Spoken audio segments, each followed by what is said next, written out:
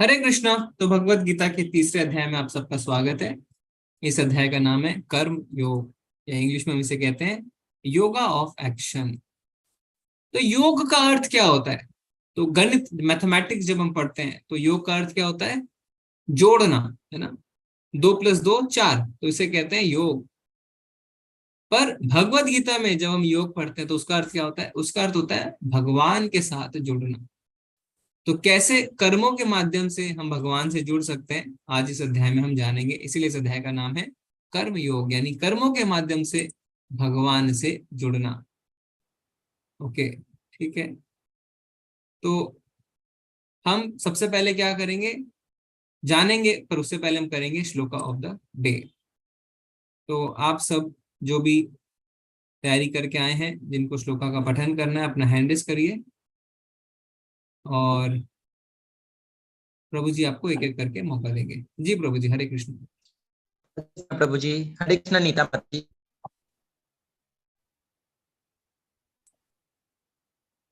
हरे कृष्णा। माता जी, हाँ, हरे प्रभु जी कृष्णा। आवाज आ रही है?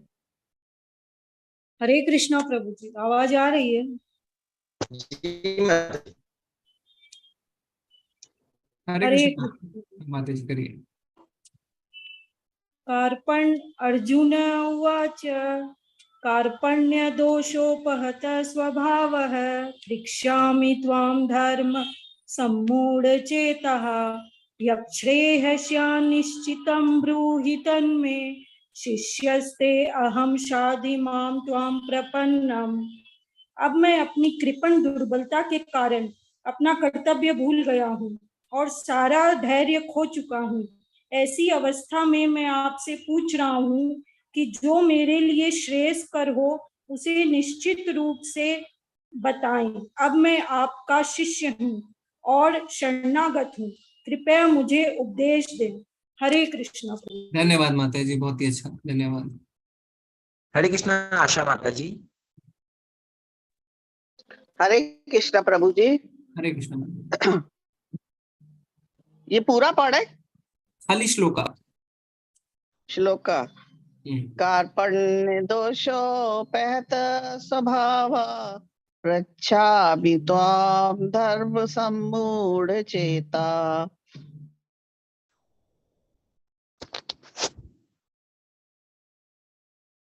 जी आगे। माता जी म्यूट हो गए क्या? नहीं, अनम्यूट है प्रभु जी। ओके, ठीक है, नेक्स्ट ले ले क्या? जी जी। हरे कृष्णा। राजेंद्र प्रभु जी, हरे कृष्ण प्रभु जी। हरे कृष्ण। कार्पण्य दोषोपहत स्वभावः पृच्छामि त्वां धर्म सम्मूढ़ चेता यच्छ्रेयस्या निश्चितं ब्रूहि तन्मे शिष्यस्ते अहं प्रसादि मां त्वां प्रपन्नम्। जी प्रभु हरे जी, कृष्ण। धन्यवाद धन्यवाद प्रभु जी। हरे कृष्णा। उषा माता जी, हरे कृष्ण प्रभु जी। हरे कृष्ण माता जी। कार्पण्य दोषोपहत स्वभावः पृच्छामि त्वां धर्म समुच्चेतः यच्छ्रेयस्या निश्चितं ब्रूहि तन्मे शिष्यस्ते अहं शाधि मां त्वां प्रपन्नम्। धन्यवाद माता जी। प्रभु जी एक और लेंगे, समय हो गया। हरे कृष्णा। मोनिका माता जी, जी। कृष्ण प्रभु जी। हरे कृष्ण। कार्पण्य दोषोपहत स्वभावा पृच्छामि त्वां धर्म समुच्चेता यस्यास्यानि निष्टं ब्रूहि तन्मे शिष्यस्ते अहं शाधि मां त्वं प्रपन्नम्। हरे कृष्ण। धन्यवाद माता जी, धन्यवाद। आप सबको बहुत बहुत धन्यवाद। रोज हमारे पास थोड़ी सी समय की कमी हो जाती है तो हम ज्यादा हैंड नहीं ले पाते हैं, कोई बात नहीं। हम अभी अपनी कक्षा को शुरू करेंगे।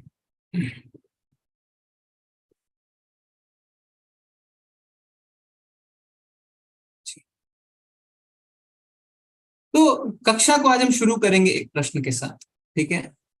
तो प्रश्न ये है, आपको स्लाइड में क्या लिखा है उसको देखने की आवश्यकता नहीं है, आप अपने नॉर्मल बुद्धि से बताएं कि आपको कितने तरीके के कर्मों के बारे में पता है। कर्म कितने तरीके के होते हैं? आप हैंड रेज करके बता सकते हैं, चैट में भी लिख सकते हैं।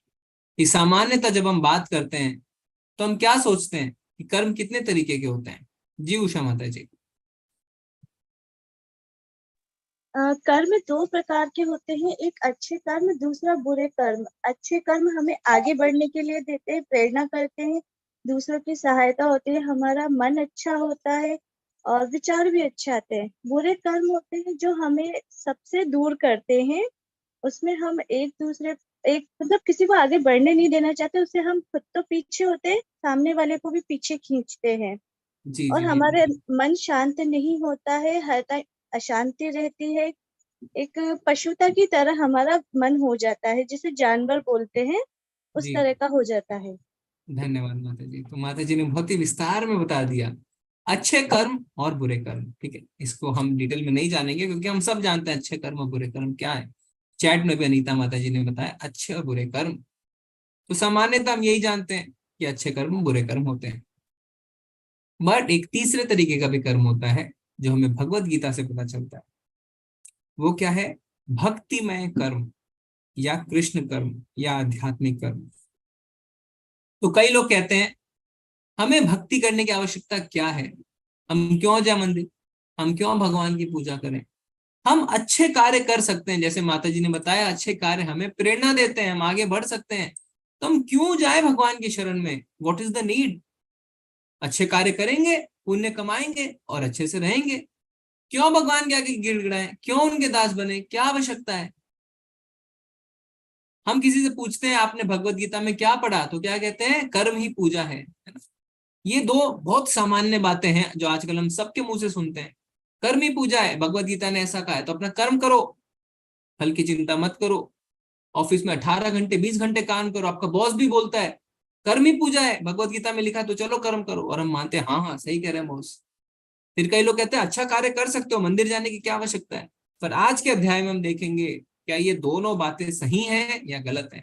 भगवत गीता क्या कहती है, क्या कर्म ही पूजा है? कौन सा कर्म पूजा है, कौन सा कर्म पूजा नहीं है? और क्या सिर्फ अच्छे कार्य करके हम अपना जीवन यापन कर सकते हैं या ऐसा हम नहीं कर सकते? तो ये सारी चीजें आज हम देखने वाले हैं। तो इस अध्याय की शुरुआत अर्जुन करते हैं। अर्जुन वाचा जयायसी चेत कर्मणस्ते मता बुद्धिर्जनार्दन तत्किं कर्मणि घोरे माम नियोजयसि केशवा। अर्जुन ने कहा हे जनार्दन, हे केशव, यदि आप बुद्धि को सकाम कर्म से श्रेष्ठ समझते हैं तो फिर आप मुझे इस घोर युद्ध में क्यों लगाना चाहते हैं? तो पिछले अध्याय में, दूसरे अध्याय में भगवान ने भक्ति योग, बुद्धि योग सबके बारे में बताया। भगवान ने बताया भक्ति में कर्म करना, उसे भक्ति योग कहते हैं। पर अर्जुन क्या समझ रहे हैं? अर्जुन समझ रहे हैं कि जो बुद्धि योग या भक्ति में कर्म है वो नहीं होता, यानी जो भक्ति करता है वो कर्म नहीं करता। सामान्यतः हम भी ऐसा ही सोचते हैं, भक्ति यानी कर्म संन्यास, यानी कर्मों से संन्यास ले लो, कुछ कर्म नहीं करने, बस बैठ के भक्ति करो। अर्जुन भी ऐसा ही समझ रहा है, पर क्या वास्तव में भक्ति का यही अर्थ है? तो जब हम कहते हैं भक्ति, तो प्रभुपाद जी भक्ति को इंग्लिश में क्या बोलते हैं? Devotional service. जब उन्होंने अंग्रेजी में भगवत गीता का तात्पर्य लिखा तो वो डिवोशन लिख के छोड़ सकते थे, पर उन्होंने लिखा डिवोशनल सर्विस, यानी भक्ति में कर्म है, सर्विस यानी एक्शन। तो अर्जुन भगवान से कह रहे हैं हे भगवान, युद्ध तो सकाम कर्म है। सकाम कर्म क्या होता है? सकाम कर्म वो कर्म होता है जो हम फल की इच्छा से करते हैं। तो यानी कर्म अगर हम कहें तो तीन प्रकार के, जैसा आपने कहा अच्छे कर्म, बुरे कर्म और कृष्ण कर्म। तो उसको हम अलग शब्दों में अगर बोले तो कर्म, अकर्म, विकर्म। कर्म यानी अच्छे कर्म जिनसे पुण्य कमाते हैं, विकर्म यानी वो कर्म जो हमें नहीं करने चाहिए, और अकर्म यानी बिना फल की इच्छा से कर्म करना, जिसे हम निष्काम कर्म भी कहते हैं। तो अर्जुन यहाँ पे कह रहे हैं भगवान युद्ध तो क्या है? सकाम कर्म। सकाम कर्म मतलब जो हम फल की इच्छा से करते हैं। तो आप मुझे क्यों इस कार्य में लगाना चाहते हो? क्योंकि अर्जुन क्या सोच रहे हैं? अर्जुन सोच रहे हैं कि भक्ति और युद्ध अलग अलग है। यानी अगर कोई भक्ति कर रहा है तो वो युद्ध नहीं कर सकता, वो कर्म नहीं कर सकता है। उनके हिसाब से भक्ति का अर्थ क्या है? छोड़ो घर बार, चलो हरिद्वार और बैठ के ध्यान लगाओ, ये भक्ति है। पर भक्ति क्या सच में ये है? ऐसा नहीं है। जब हम कार्य को करते रहें और साथ में भगवान को भी याद करते रहें, उसे कही जाती है भक्ति। इसलिए प्रभुपाद जी कहते हैं डिवोशनल सर्विस, डिवोशन नहीं कहते। ठीक है, तो अर्जुन का प्रश्न है कि भगवान एक तरफ आप भक्ति की बात कर रहे हैं, दूसरी ओर आप मुझे क्या कर रहे हैं, मुझे युद्ध में लगाना चाह रहे हैं, ये बात मुझे हजम नहीं हो रही है। तो आपको अभी दो चीजें क्लियर हैं। सबसे पहला, कर्म तीन प्रकार के होते हैं। कर्म यानी अच्छे कर्म, जिसे सकाम कर्म भी कहते हैं, जो फल की इच्छा से करते हैं। विकर्म यानी वो कर्म जो हमें नहीं करने चाहिए। और अकर्म या जिसे निष्काम कर्म भी कहते हैं, जो हम फल की इच्छा से नहीं करते, अपना ड्यूटी समझ के करते हैं। और दूसरी चीज, अर्जुन का क्या डाउट है, अर्जुन कह रहे हैं आप भक्ति करने को मुझसे कहते हैं, दूसरी ओर आप मुझे युद्ध करने को कहते हैं, तो दोनों चीज एक साथ कैसे हो सकती है। तो अर्जुन क्या पूछ रहे हैं भगवान से, व्यामिश्रेण वाक्येन बुद्धि मोयसीव में तद एकम वद निश्चित्य येन श्रेयमाप्नुयाम। आपके व्यामिश्रित अनेकार्थक उपदेशों से मेरी बुद्धि मोहित हो गई है, अतः कृपया करके निश्चय पूर्वक मुझे बताएं कि इनमें से मेरे लिए सर्वाधिक श्रेष्ठ कर क्या है। तो भगवान से अर्जुन कह रहे हैं कि क्योंकि दूसरा अध्याय का क्या नाम था, सार, भगवत गीता का सार यानी समरी, तो उसमें भगवान ने हमें ज्ञान योग, कर्म योग, भक्ति योग सबके बारे में बता दिया था। तो अर्जुन अब कंफ्यूज हो गए हैं पूरी तरीके से। वो कह रहे हैं भगवान तद एकम वदा, एक चीज बताएं कि मुझे करना क्या है, और वो एक चीज कौन सी हो जो मेरे लिए श्रेयस्कर हो। तो हमने डिफरेंस देखा था श्रेयस और प्रेयस में। श्रेयस जो आज हमें जहर की तरह लग सकता है पर लंबे समय में फायदेमंद है, और प्रेयस जो आज हमें अच्छा लग सकता है पर लंबे समय में जहर की तरह है। तो श्रेयस्कर क्या चीज है वो बताएं। तो भगवान क्या बताते हैं, श्री भगवान वाचा लोकेस्मिन् दुविधा निष्ठा पूरा प्रोक्ता मया नगा ज्ञान योगेन सांख्यानाम कर्म योगेन योगिनाम। श्री भगवान ने कहा, हे निष्पाप अर्जुन, मैं पहले ही बता चुका हूं कि आत्म साक्षात्कार का प्रयत्न करने वाले दो प्रकार के पुरुष होते हैं। कुछ इसे ज्ञान योग द्वारा समझने का प्रयत्न करते हैं, तो कुछ भक्तिमय सेवा के द्वारा। तो भगवान कह रहे हैं दो मार्ग हैं भक्ति के, पहला ज्ञान या सांख्य योग, और दूसरा कर्म योग जिसे हम बुद्धि योग या भक्ति योग भी कहते हैं। तो दोनों रास्ते मुझ तक आते हैं, पहला ज्ञान का अनुशीलन करके और दूसरा भक्ति करके यानी कर्म करके। हम इस अध्याय में देखने वाले हैं कि दोनों में से कौन सा श्रेष्ठ है, डिवोशनल सर्विस यानी भक्ति में कर्म करना या ज्ञान अर्जित करना। तो भगवान से क्या कहते हैं अर्जुन, तद एकम वदा, मुझे एक रास्ता बताएं। ठीक है, तो हम देखेंगे दोनों में से कौन सा श्रेष्ठ है। तो भगवान क्या कहते हैं यहाँ पे ना तो कर्म से विमुख होकर कोई कर्म फल से छुटकारा पा सकता है, और ना केवल संन्यास से सिद्धि प्राप्त की जा सकती है। तो यहाँ पे हम देख रहे हैं कर्म योग वर्सेस कर्म संन्यास। कर्म योग मतलब भगवान से जुड़ना, कर्म यानी एक्शन। तो कर्मों के द्वारा कैसे भगवान से जुड़ा जा सकता है, नंबर 1, वर्सेस कर्म संन्यास। कर्म संन्यास मतलब कर्मों का संन्यास कर देना, कर्मों का त्याग कर देना। क्योंकि कई लोगों को लगता है भक्ति मतलब कर्मों का संन्यास, जाके पहाड़ पे बैठ जाओ, भगवान का ध्यान लगाओ, वो सोचते हैं भक्ति इसी को कहते हैं। तो भगवान यहाँ पे अपना निर्णय देते हैं, ना तो कर्म से विमुख होकर कोई कर्म फल से छुटकारा पा सकता है, ना केवल संन्यास से सिद्धि प्राप्त की जा सकती है। तो भगवान स्पष्ट रूप से कह रहे हैं कि कर्म संन्यास जो है वो फेलियर है, हम कर्मों को नहीं छोड़ सकते। क्यों? क्योंकि कोई भी एक भी क्षण कर्म किए बिना नहीं रह सकता। अगर कोई कर्म संन्यास लेता भी है तो भी उसे अपने भोजन के प्रबंध करना होता है ना, उसे सब्जियां लानी होगी, पकाना होगा, खाना होगा, कर्म तो उसे करने ही पड़ेंगे। सबको अपने अपने निर्धारित कर्म करने पड़ते हैं। जैसे अर्जुन जो पहले अध्याय में, उनकी मनोदशा क्या थी कि मैं क्या करूं, तो उनका धर्म क्या है, वो गृहस्थ हैं और वो क्षत्रिय भी हैं। तो अपने गृहस्थों का धर्म, गृहस्थ होने का धर्म और क्षत्रिय होने का धर्म उन्हें निभाना ही पड़ेगा। तो कर्मों से हम बच नहीं सकते, कर्म संन्यास हम नहीं ले सकते। इसीलिए तात्पर्य में प्रभुपाद जी क्या लिखते हैं, भौतिकतावादी मनुष्यों के हृदयों को विमल करने के लिए जिन कर्मों का विधान किया गया है, उनके द्वारा शुद्ध हुआ मनुष्य ही संन्यास ग्रहण कर सकता है। शुद्धि के बिना संन्यास ग्रहण करने से सफलता नहीं मिल पाती। हृदय की शुद्धि के बिना संन्यास सामाजिक व्यवस्था में उत्पात उत्पन्न करता है। दूसरी ओर यदि कोई नियत कर्मों को ना करके ही भगवान की दिव्य सेवा करता है, तो उस मार्ग में जो कुछ भी उन्नति करता है उसे भगवान स्वीकार कर लेते हैं। तो कर्म संन्यास हम नहीं कर सकते। तो कर्म योग क्या है, भक्तिमयी सेवा, यानी भगवान के लिए कर्म करना, तो कर्म तो सबको करना ही पड़ेगा। और यहाँ पे प्रभुपाद जी बताते हैं कि जब तक हमारा हृदय शुद्ध नहीं हो जाता, हम संन्यास ग्रहण नहीं कर सकते, उससे उत्पात मच जाता है। क्यों?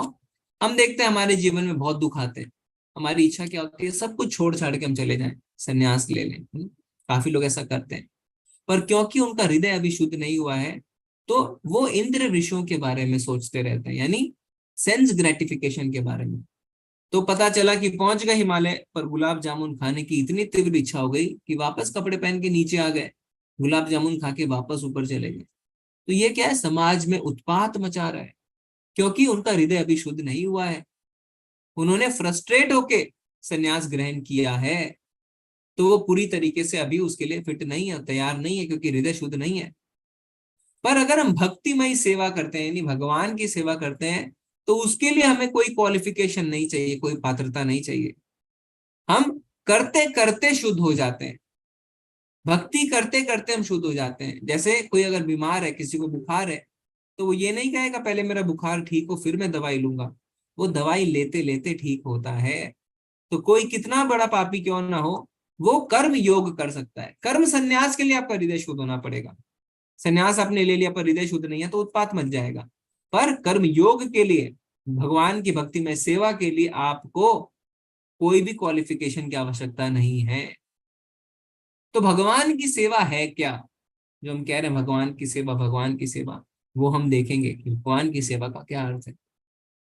कर्मेंद्रियाणि संयम य आसते मनसा स्मरण, इंद्रियार्थन विमूढ़ात्मा मिथ्याचार स उच्यते। जो कर्म इंद्रियों को वश में तो करता है, किंतु जिसका मन इंद्र विषयों का चिंतन करता रहता है, वह निश्चित रूप से स्वयं को धोखा देता और मिथ्याचारी कहलाता है। तो यहाँ पे हमें पता चलता है इस श्लोका में कि अगर किसी का हृदय शुद्ध नहीं हुआ है पर वो संन्यास लेता है तो क्या होता है। तो आप देख सकते हैं इस चित्र में, किसी ने संन्यास ले लिया पर अभी भी उसके मन में इंद्र विषय यानी सेंस ग्रेटिफिकेशन के बारे में वो सोच रहा है, सिगरेट पी रहा है, क्योंकि इंद्रियां जो है अभी भी चाह रही है नशा करना। तो ऐसे लोग क्या है, धूर्त, भगवान कहते हैं ऐसे लोग धूर्त हैं, मिथ्याचारी हैं, और वो खुद तो डूबते ही हैं, वो अपने शिष्यों को भी बहकाते हैं, क्योंकि उनका खुद का ही मन अभी तक वश में नहीं है। तो इसमें एक बहुत ही अच्छी कथा आती है शास्त्रों से, भरत महाराज की। तो भरत महाराज एक बहुत ही बड़े राजा रहते हैं, और इनका नाम जो है ना भरत, उन्हीं के नाम के पीछे भारतवर्ष का नाम रहता है। तो उनका शासन में सारे लोग सुखी रहते हैं, पर एकाएक इनको वैराग्य उत्पन्न होता है और ये कहते हैं कि मैं जंगल जाऊंगा और यज्ञ करूंगा। तो सब कुछ छोड़ के वो जंगल में आते हैं और यज्ञ करने के लिए कोशिश करते हैं। पर होता क्या है, एक दिन जब वो नदी के तट पे स्नान कर रहे होते हैं, तब दूसरे तट पे एक हिरणी रहती है जो गर्भवती रहती है, और उसके पीछे एक भूखा शेर लगा रहता है। तो जब शेर उसको दौड़ाता है और हिरणी डर के मारे एक तट से दूसरे तट पे छलांग लगाती है, तो बीच में ही बच्चा होके नदी में गिर जाता है। तो शेर हिरणी को तो खा लेता है, पर बच्चा तैरते तैरते तट पे इस ओर आ जाता है नदी के, जहाँ पे भरत महाराज स्नान कर रहे होते हैं। तो भरत महाराज उस बच्चे को उठा के ले आते हैं। तो यहाँ तक तो सब कुछ ठीक, क्योंकि उन्होंने एक हिरण के बच्चे की जान बचाई। पर अब क्या होता है, अब ऐसा होता है कि उन्हें उस बच्चे से बहुत ज्यादा आसक्ति हो जाती है। तो वो सोते भी उसी के साथ हैं, उठते भी उसी के साथ हैं, नहाते भी उसी के साथ हैं, खेल रहे हैं उसके साथ, यहाँ तक कि जब भगवान का यज्ञ कर रहे हैं तो भी आप देख सकते हैं उनका ध्यान उस बच्चे की ओर है। तो उनको उस बच्चे से क्या होती है, आसक्ति, अटैचमेंट हो जाती है। क्यों? क्योंकि हृदय पूरी तरीके से शुद्ध नहीं हुआ और उन्होंने संन्यास ले लिया। तो जब हमारा हृदय शुद्ध नहीं होता है तो भक्ति उत्पात मचा सकती है। इसीलिए भक्तों का संग बहुत आवश्यक है। अकेले हम इस कलयुग में नहीं रह सकते। तो अगर हमें भक्ति के मार्ग में आगे बढ़ना है तो हमें भक्तों का संग चाहिए। अगर हम अकेले रहेंगे और हमारा हृदय शुद्ध नहीं होगा तो उत्पात मचेगा। प्रभु जी आवाज क्लियर नहीं है क्या? सुमित प्रभु आवाज क्लियर है प्रभु? ये आवाज तो बहुत जी। साफ आ रही है प्रभु जी। ओके, क्योंकि काफी लोग कह रहे हैं कि क्लियर नहीं है। सुष्मिता माता जी, प्रियल माता जी, आप YouTube पे देख सकते हैं, YouTube पे लाइव चल रहा है। प्रभु जी YouTube का लिंक अगर हो सके तो डाल दीजिए, कल वाला लिंक है उसी से देख सकते हैं जी। जी प्रभु जी। तो आगे, हाँ, तो ये आसक्त हो जाते हैं हिरण से, है ना? क्यों? क्योंकि मन इनका शुद्ध नहीं हुआ था और ये भक्तों के संग में नहीं थे। तो आगे इनका क्या होगा वो हम 8वें अध्याय में देखेंगे। तो अब हमें क्या करना है? तो हमें ये चीजें समझ में आ गई हैं। कर्म संन्यास हम नहीं ले सकते हैं। कर्म संन्यास लेने के लिए हृदय की शुद्धि होनी बहुत आवश्यक है। पर हम कर्म योग कर सकते हैं। कर्म योग यानी भगवान के लिए कर्म करना। भगवान के लिए कर्म करना का अर्थ क्या होता है वो हमें इस श्लोक में पता चलेगा। श्री विष्णु के लिए यज्ञ रूप में कर्म करना चाहिए, अन्यथा कर्म के द्वारा इस भौतिक जगत में बंधन उत्पन्न होता है। अतः हे कुंती पुत्र, उनकी प्रसन्नता के लिए अपने नियत कर्म करो, इस तरह तुम बंधन से सदा मुक्त रहोगे। यानी मन की शुद्धि, कर्म के फलों से अनासक्ति कैसे होगी? श्री विष्णु के लिए कर्म करो। तो हमें क्या करना है? कर्म योग। कर्म योग का अर्थ होता है भगवान के लिए कर्म करना। भगवान के लिए कर्म करने का अर्थ होता है निष्काम कर्म। निष्काम कर्म का अर्थ होता है बिना फल की इच्छा से कर्म करना, यानी कर्म के फलों से अनासक्त। अनासक्त मतलब नो अटैचमेंट। तो इस श्लोक से हमें उस प्रश्न का उत्तर मिलता है कि क्यों हम सिर्फ अच्छे कर्म करके नहीं रह सकते। सिर्फ अच्छे कर्म करके हम नहीं रह सकते, क्योंकि ये श्लोक कह रहा है भगवान विष्णु के लिए कर्म करो। क्यों? अच्छे कर्म में और भगवान विष्णु के लिए कर्म करने में क्या फर्क है? फर्क ये है, अच्छे कर्म का अर्थ होता है पुण्य। तो बोले प्रभु जी पुण्य कमाने में कौन सी दिक्कत है? दिक्कत है। क्या दिक्कत है? पुण्य कमाएंगे तो पुण्य को भोगना होगा। आपने अच्छे कार्य किए हैं तो अच्छे कार्य करने के लिए आपको पुण्य मिलेगा। पुण्य के लिए आप स्वर्ग में जाएंगे, भोगेंगे, या हो सकता है पृथ्वी में जन्म लेंगे, किसी अमीर परिवार में जन्म लेंगे और भोगेंगे। तो पर उसके लिए आपको वापस आना पड़ेगा। तो क्या हम पुण्य नहीं करें? नहीं, आपको पुण्य कार्य करने हैं, पर कैसे करने हैं वो हम बताएंगे। तो पाप और पुण्य दोनों हमें बांध देते हैं। तो लोग पाप तो समझ जाते हैं कि पाप हमें बांधते हैं, क्योंकि अगर हम पाप करेंगे तो उन्हें भोगना पड़ेगा ना, नर्क जाना पड़ेगा। हो सकता है इसी जीवन में, इसी धरती पे हमें कोई निम्न योनि स्वीकार करनी पड़े, कोई निम्न लोक में जाना पड़े।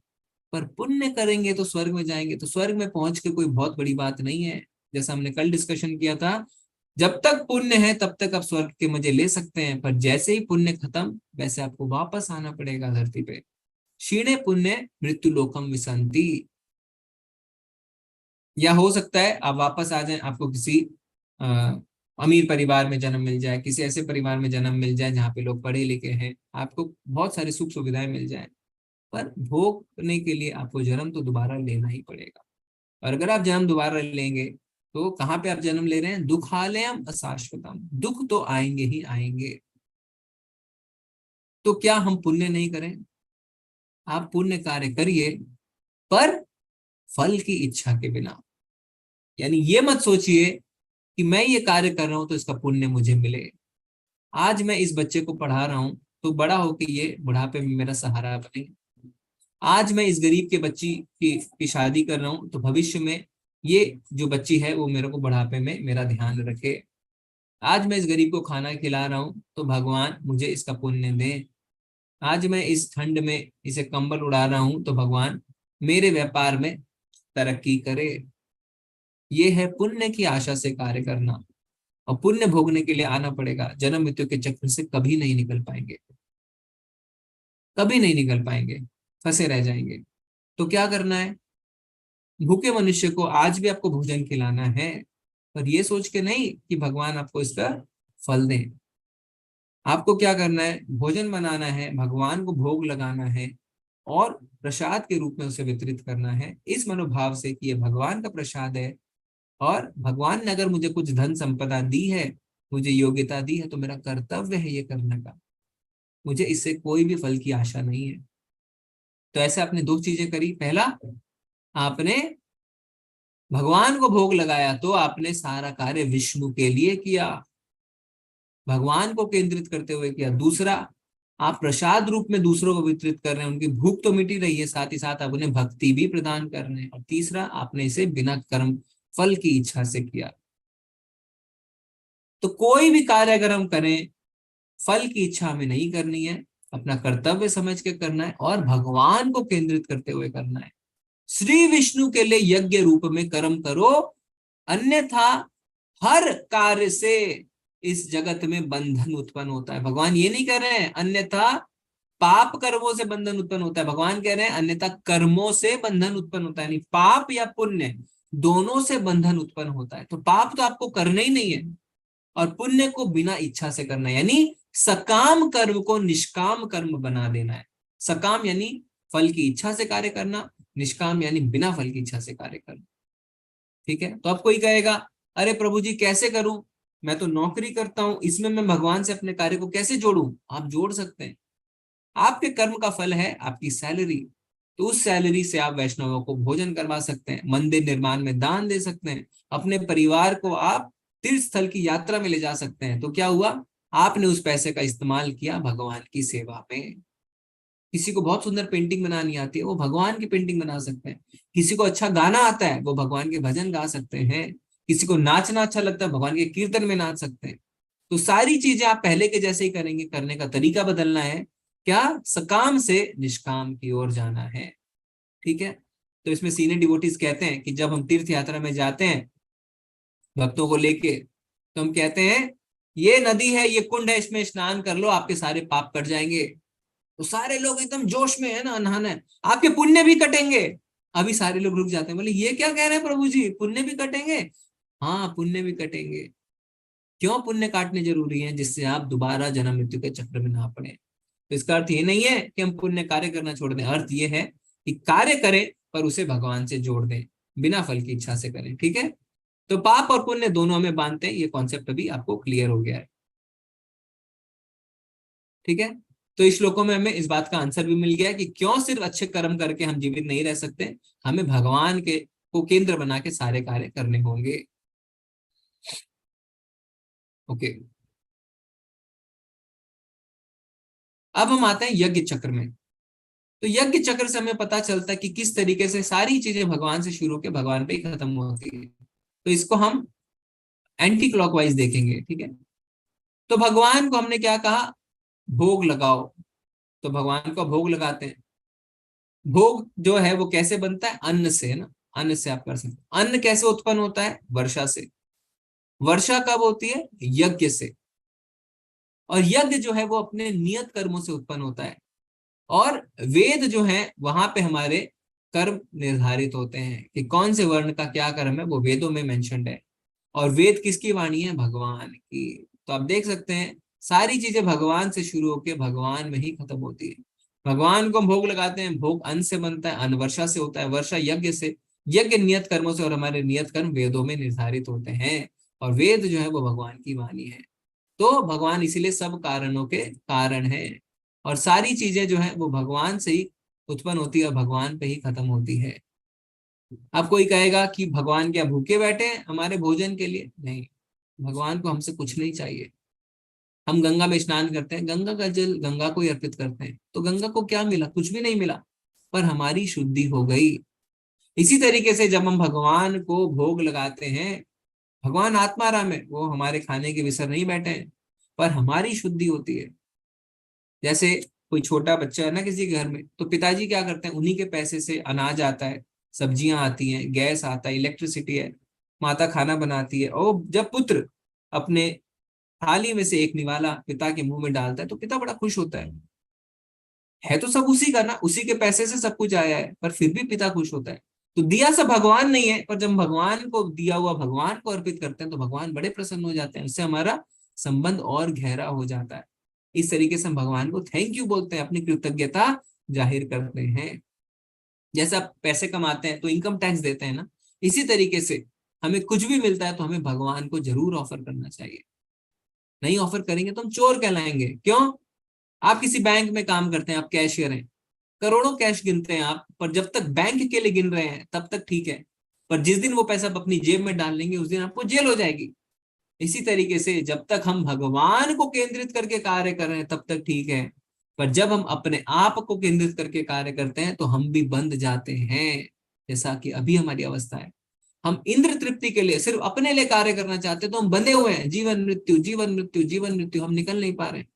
पर जब हम इससे ऊपर उठ के भगवान के लिए कार्य करना शुरू करेंगे, भगवान को केंद्र बनाएंगे अपने परिवार का, तो हम जन्म मृत्यु के चक्र से निकल जाएंगे। यक्षिष्टा सिंहासन तो मुच्यन्ते सर्व किल विषय भुजन्ते ते तो गम पापा ये पचंतात्म कारणात्। भगवान के भक्त सभी प्रकार के पापों से मुक्त हो जाते हैं क्योंकि वे यज्ञ में अर्पित किए भोजन प्रसाद को ही खाते हैं। अन्य लोग जो अपनी इंद्र सुख के लिए भोजन बनाते हैं वे निश्चित रूप से पाप खाते हैं। तो भगवान बहुत ही सुंदर उदाहरण दे रहे हैं कि भक्त जो है वो भगवान को अर्पित करके ही खाते हैं। और सिर्फ भोजन ही नहीं, कोई भी वस्तु भक्त भगवान को हमेशा अर्पित करते हैं। ऐसे क्या होता है, ऐसे भक्त धीरे धीरे भक्ति साधनों द्वारा श्रवणम कीर्तन स्मरणम अर्चनम के द्वारा यज्ञ करते रहते हैं और शुद्ध होते रहते हैं। नहीं तो भगवान क्या कह रहे हैं, वो पाप खाता है। तो अभी हमारी अवस्था यही है, हम अपने इंद्र तृप्ति के लिए बड़े बड़े रेस्टोरेंट है ना जाते हैं, खाते रहते हैं। भगवान को तुम याद भी नहीं करते हैं, अर्पित करना तो दूर की बात है। तो भगवान क्या कह रहे हैं, अपने इंद्र सुख के लिए जो खाता है वो पाप खाता है।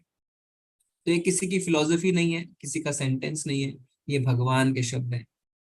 भगवान कह रहे हैं अगर आप इंद्र सुख के लिए सिर्फ खा रहे हैं तो आप पाप खा रहे हैं। और भक्त जो है वो मुझे अर्पित करके खाता है, इसीलिए वो धीरे धीरे शुद्ध होता जाता है। ठीक है, तो अब प्रश्न ये उठता है कि हमें किस तरीके का यज्ञ करने हैं, क्योंकि यज्ञ कई तरीके के होते हैं। द्रव्य यज्ञ जिसमें आप अग्नि जलाते हैं, आहुति देते हैं, तपो यज्ञ, स्वाध्याय यज्ञ। तो इस कलयुग में किस यज्ञ की संस्तुति हुई है? जैसे जब सतयुग था तो लोगों की जो उम्र थी वो 1 लाख वर्ष की होती थी, तो लोग ध्यान में बैठ जाते थे, हजारों हजारों वर्ष ध्यान करते थे, तो उस समय ध्यान किया जाता था।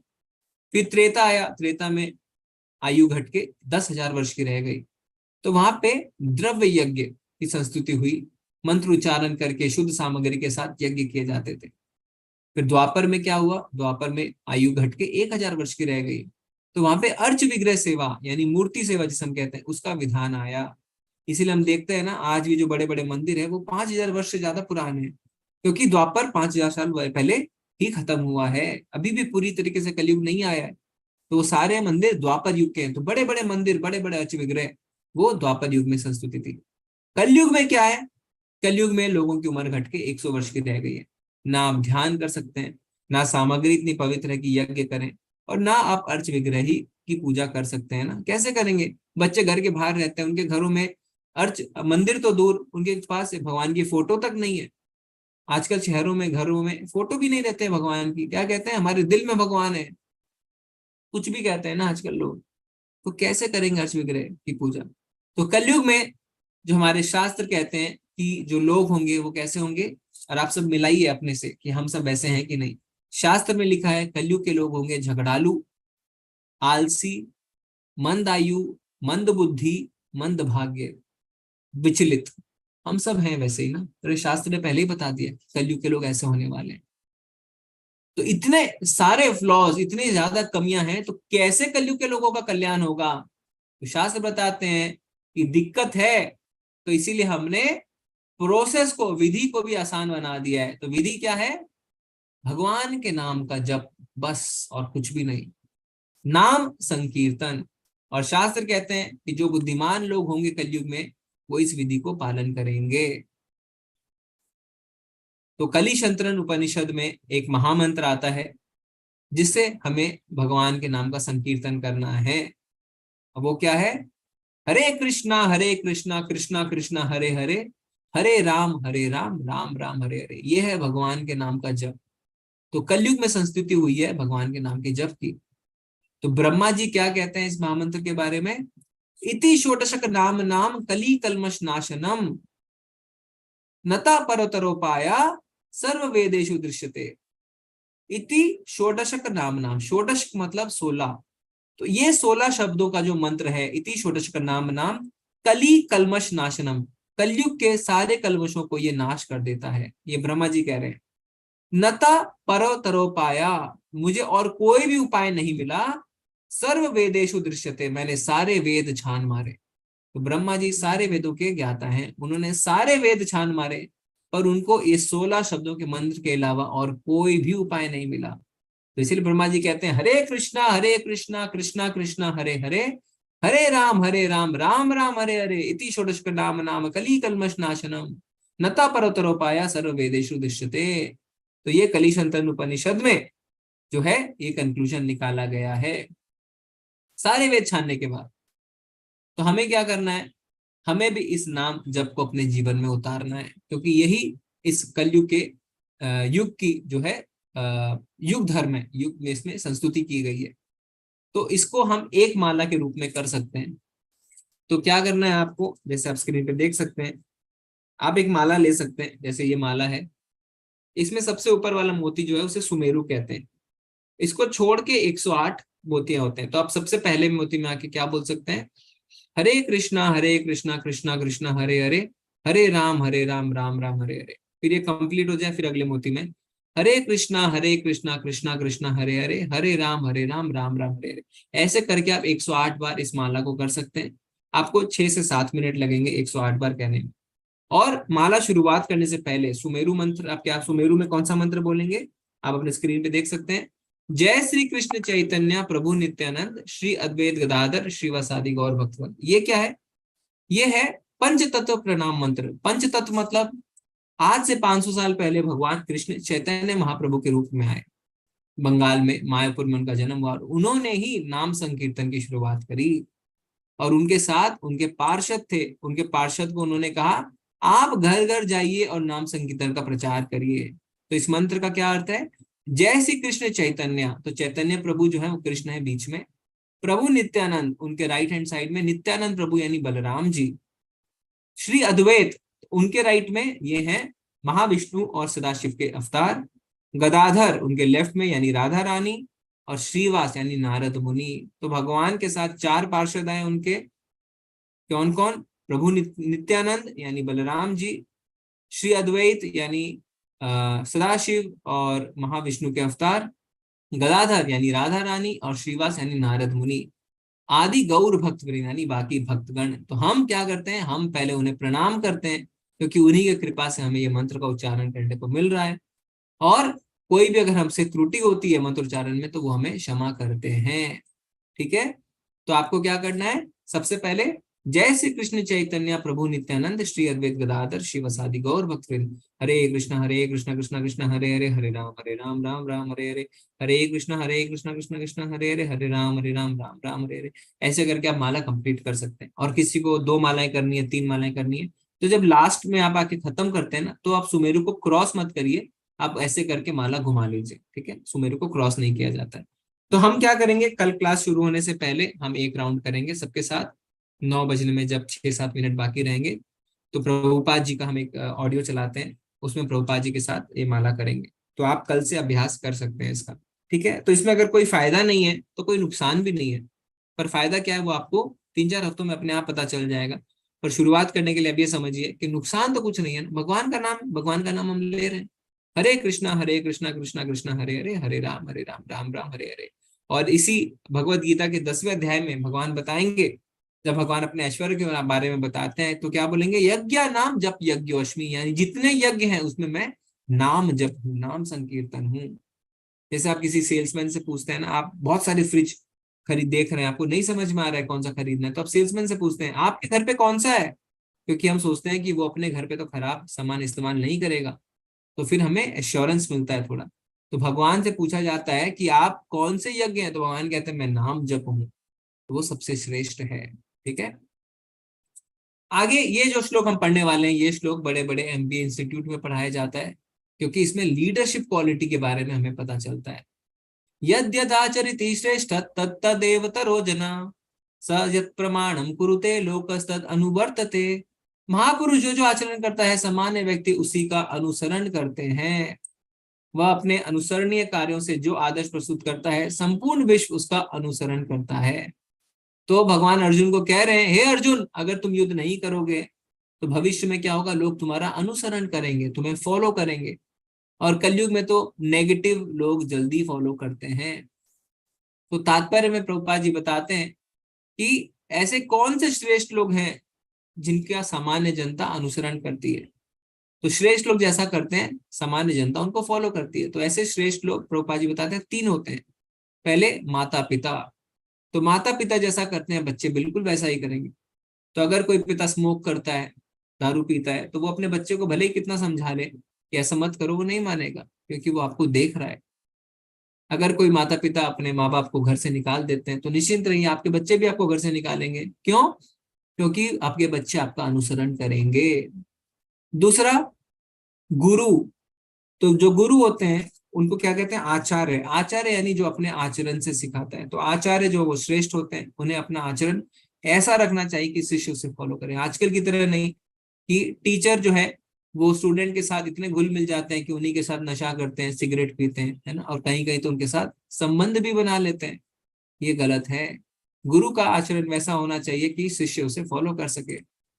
और तीसरे होते हैं जो उच्च पद पे व्यक्ति बैठे हैं, जो नेता है, आईएएस ऑफिसर है, आईपीएस ऑफिसर है, क्योंकि वो जैसा करेंगे वैसा जनता भी करेगी।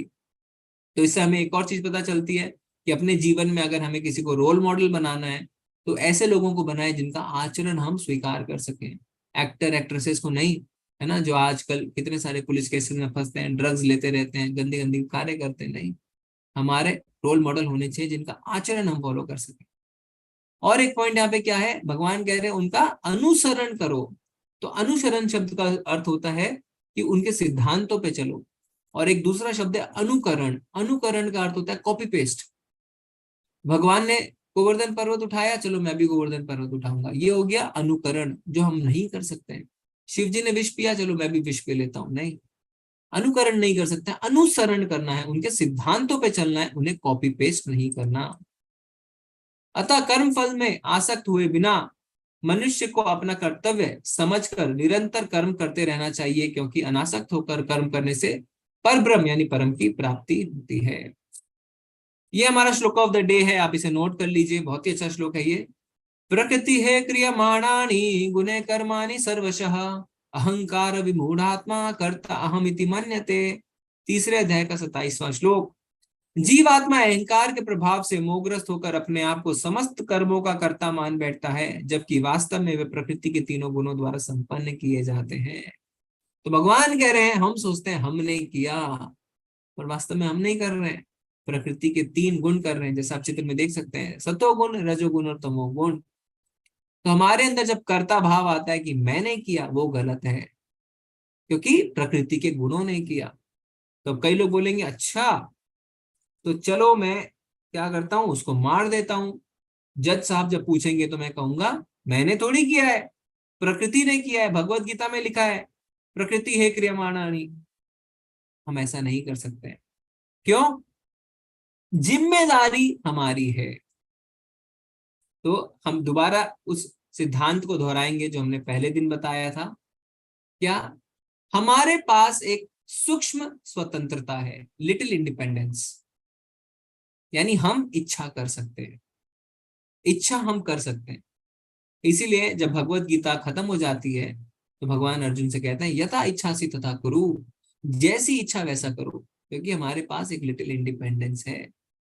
अब क्या होता है, हम उस इंडिपेंडेंस से, उस स्वतंत्रता का इस्तेमाल कर सकते हैं। जैसे अभी रात में 9:45 बजे आप तो भगवत गीता सुन रहे हैं। आप ऐसा नहीं है कि जाके सो रहे हैं या मनोरंजन कर रहे हैं, टीवी देख रहे हैं, कहीं क्लब में बैठ के गाने सुन रहे हैं, ऐसा आप नहीं कर रहे हैं। आपने अपनी स्वतंत्रता का, एक सूक्ष्म स्वतंत्रता का इस्तेमाल किया है भगवत गीता सुनने के लिए। अब उसके हिसाब से आपकी आगे की चीजें मैनिफेस्ट होगी। तो हमने एक उदाहरण दिया था एक छोटे बच्चे का, जो अपने पिता के साथ चॉकलेट खरीदने जाता है, सड़क पे जाता है एक्चुअली, उसे चॉकलेट की दुकान दिख जाती है, तो कहता है पापा मुझे चॉकलेट चाहिए। पिता मना करते हैं, कहते हैं बेटा तुम्हारे दांत में अभी कीड़े लगे हुए हैं, चॉकलेट नहीं लेना है। पर जिद करता है, लोट पोट करने लगता है मट्टी में, नहीं मानता है, चिल्लाने लगता है, रोने लगता है, सबका ध्यान आकर्षित करने लगता है। पिता हार के बोलते हैं ठीक है ले लो। खुशी खुशी जाता है, दुकानदार से कहता है अंकल चॉकलेट। अंकल चॉकलेट निकाल के देते हैं, बोलते हैं पैसे? पापा देंगे। पापा पैसे भी देते हैं और बच्चा खुशी खुशी चॉकलेट खाता है, घर जाता है। सवेरे जब उठता है तो रोते रोते मम्मी मम्मी करते हुए उठता है। क्यों? दांत में दर्द हो रहा है। डॉक्टर अंकल के पास जाके पता चलता है कि दांत तो अब निकालना पड़ेगा, क्योंकि दांत पूरी तरीके से सड़ चुका है और बच्चे को बहुत कष्ट होता है। पर क्या बच्चा उस समय कह सकता है पापा आपके कारण हुआ? वो नहीं कह सकता है, जिम्मेदारी बच्चे की है। तो यही अवस्था हमारी है। भगवान कहते हैं ये मत करो, ये मत करो, ये मत करो, पर हम जिद करते हैं, नहीं भगवान मुझे ये करना है, मुझे ये करना है। भगवान अंदर से हमें देते रहते हैं, हिंट देते रहते हैं, मदिरा पान मत करो, पराई स्त्री से यौन संबंध मत करो, जुआ मत खेलो, चोरी मत करो, झूठ मत बोलो, है ना। अंदर से हमें आवाज आती है, पर हम इतने ज्यादा जिद में रहते हैं, इतने ज्यादा आसक्त रहते हैं, मोहित रहते हैं, हम भगवान की बातों को इग्नोर कर देते हैं। जैसे उस बच्चे ने जिद करी, फिर हम उस भगवान कहते हैं ठीक है कर लो, हम करते हैं, करने में हम सक्षम भी नहीं है, भगवान हमें सपोर्ट करते हैं। जैसे पिता ने पैसे दिए दुकानदार को, पर बाद में जब हमें उसके कारण दुख होता है, जब हमें जेल जानी पड़ती है, जब हम कर्जे में पड़ जाते हैं, जब हमारी समाज में बदनामी होती है, जब हमारे परिवार में कलेश होते हैं, तो हम ये नहीं कह सकते हैं भगवान आपकी इच्छा के बिना तो पत्ता भी नहीं हिलता, आपने मुझे ऐसा क्यों करने दिया, मुझे रोका क्यों नहीं? नहीं, भगवान ने रोका था, हम रुके नहीं, तो जिम्मेदार हम हैं। दुख और सुख हमें भोगने पड़ेंगे। अनुमति भगवान की मिली, पर भगवान दुख सुख के लिए जिम्मेदार नहीं है। जब किसी खूनी को जज साहब फांसी की सजा देते हैं, तो जज साहब जिम्मेदार नहीं है। उसी तरीके से जब हमें दुख सुख होते हैं तो भगवान जिम्मेदार नहीं है, ठीक है। तो हम ये नहीं कह सकते हैं कि हम कोई भी कार्य करके निकल जाए और कह दें प्रकृति है क्या माना नहीं। हमारी इच्छा से हम गुणों को आकर्षित करते हैं। हम जब इच्छा करते हैं हमें चोरी करनी है, तो वैसे गुण हमें पकड़ लेते हैं। तो जिम्मेदारी हमारी है, उससे हम बच के नहीं जा सकते। अर्जुन ने कहा, हे कृष्णवंशी, मनुष्य ना चाहते हुए भी पाप कर्मों के लिए प्रेरित क्यों होता है? ऐसा लगता है कि उसे बलपूर्वक उनमें लगाया जा रहा हो। बहुत ही इंपॉर्टेंट प्रश्न है, हमारे प्रश्न है ना। हम कोई गलत कार्य करते हैं तो हमसे कोई बोलता है ऐसा तुमने क्यों किया, तो हम क्या कहते हैं? सच बताऊं, मेरा ऐसे करने की इच्छा नहीं थी, पता नहीं मुझसे ऐसा कैसे हो गया। भगवान बताते हैं ऐसा क्यों होता है। जिस प्रकार अग्नि धुएं से, दर्पण धूल से अथवा भ्रूण गर्भाशय से आवृत रहता है, उसी प्रकार जीवात्मा इस काम की विभिन्न मात्राओं से आवृत रहती है। तो भगवान कह रहे हैं ये काम के कारण होता है। काम यानी अनियंत्रित इच्छा। तो आपको याद हो दूसरे अध्याय में हमने किया था 62वें और 30वें श्लोक में, ध्याय तो विषयान पुंसा संगस्ते शुभ जायते संगात संजायते कामा काम संजात ध्याय तो विषयान पुंसा संगात ध्यायते विषयान पुंसा संगात संजायते कामा कामत को तभी जायते। यानी हम किसी चीज को देखते हैं, उसके बारे में सोचते हैं, उसे चाहने लगते हैं, उसके लिए लस्ट उत्पन्न होती है, इच्छा, अनियंत्रित इच्छा। तो हमारे काम के कारण ऐसा हो रहा है। आत्मा पे न जाने कितने जन्मों से काम की परत चढ़ी हुई है, जन्म के बाद जन्म, जन्म के बाद जन्म, जन्म के बाद जन्म जन्म लेते हैं, और ये परत मोटी होती जाती है। तो भगवान कह रहे हैं जैसे दर्पण धूल से, है ना, किसी शीशे पे अगर धूल जम जाए, गर्भाशय, भ्रूण गर्भाशय से और अग्नि धुएं से ढकी रहती है, इसी तरीके से हमारी आत्मा, हमारी चेतना काम से ढकी हुई रहती है। तो जब धूल, दर्पण पे धूल रहता है तो हम क्या करते हैं? हम दर्पण को साफ करते हैं। तो जब अगर चित्त में ये जो धूल जम गई है तो हमें क्या करना है? चेतो दर्पण मार्जनम, अपने चित्त को मांजना है। चित्त को कैसे मांजेंगे? हरे कृष्णा कृष्णा कृष्णा हरे हरे, हरे राम राम राम हरे हरे। जब हम भगवान का नाम लेंगे तो धीरे धीरे धीरे धीरे धीरे धीरे हमारे चित्त के मैल कटने लगेंगे। मान लीजिए कढ़ाई में आप महीनों महीनों खाना बना रहे हैं, उसे नहीं धो रहे हैं, तो कितनी मोटी उस पर परत जम जाएगी ना। धीरे धीरे आप साफ करेंगे। वैसे हमें अपने चित्त को भगवान का नाम लेके धीरे धीरे साफ करना है। तो इससे क्या होगा?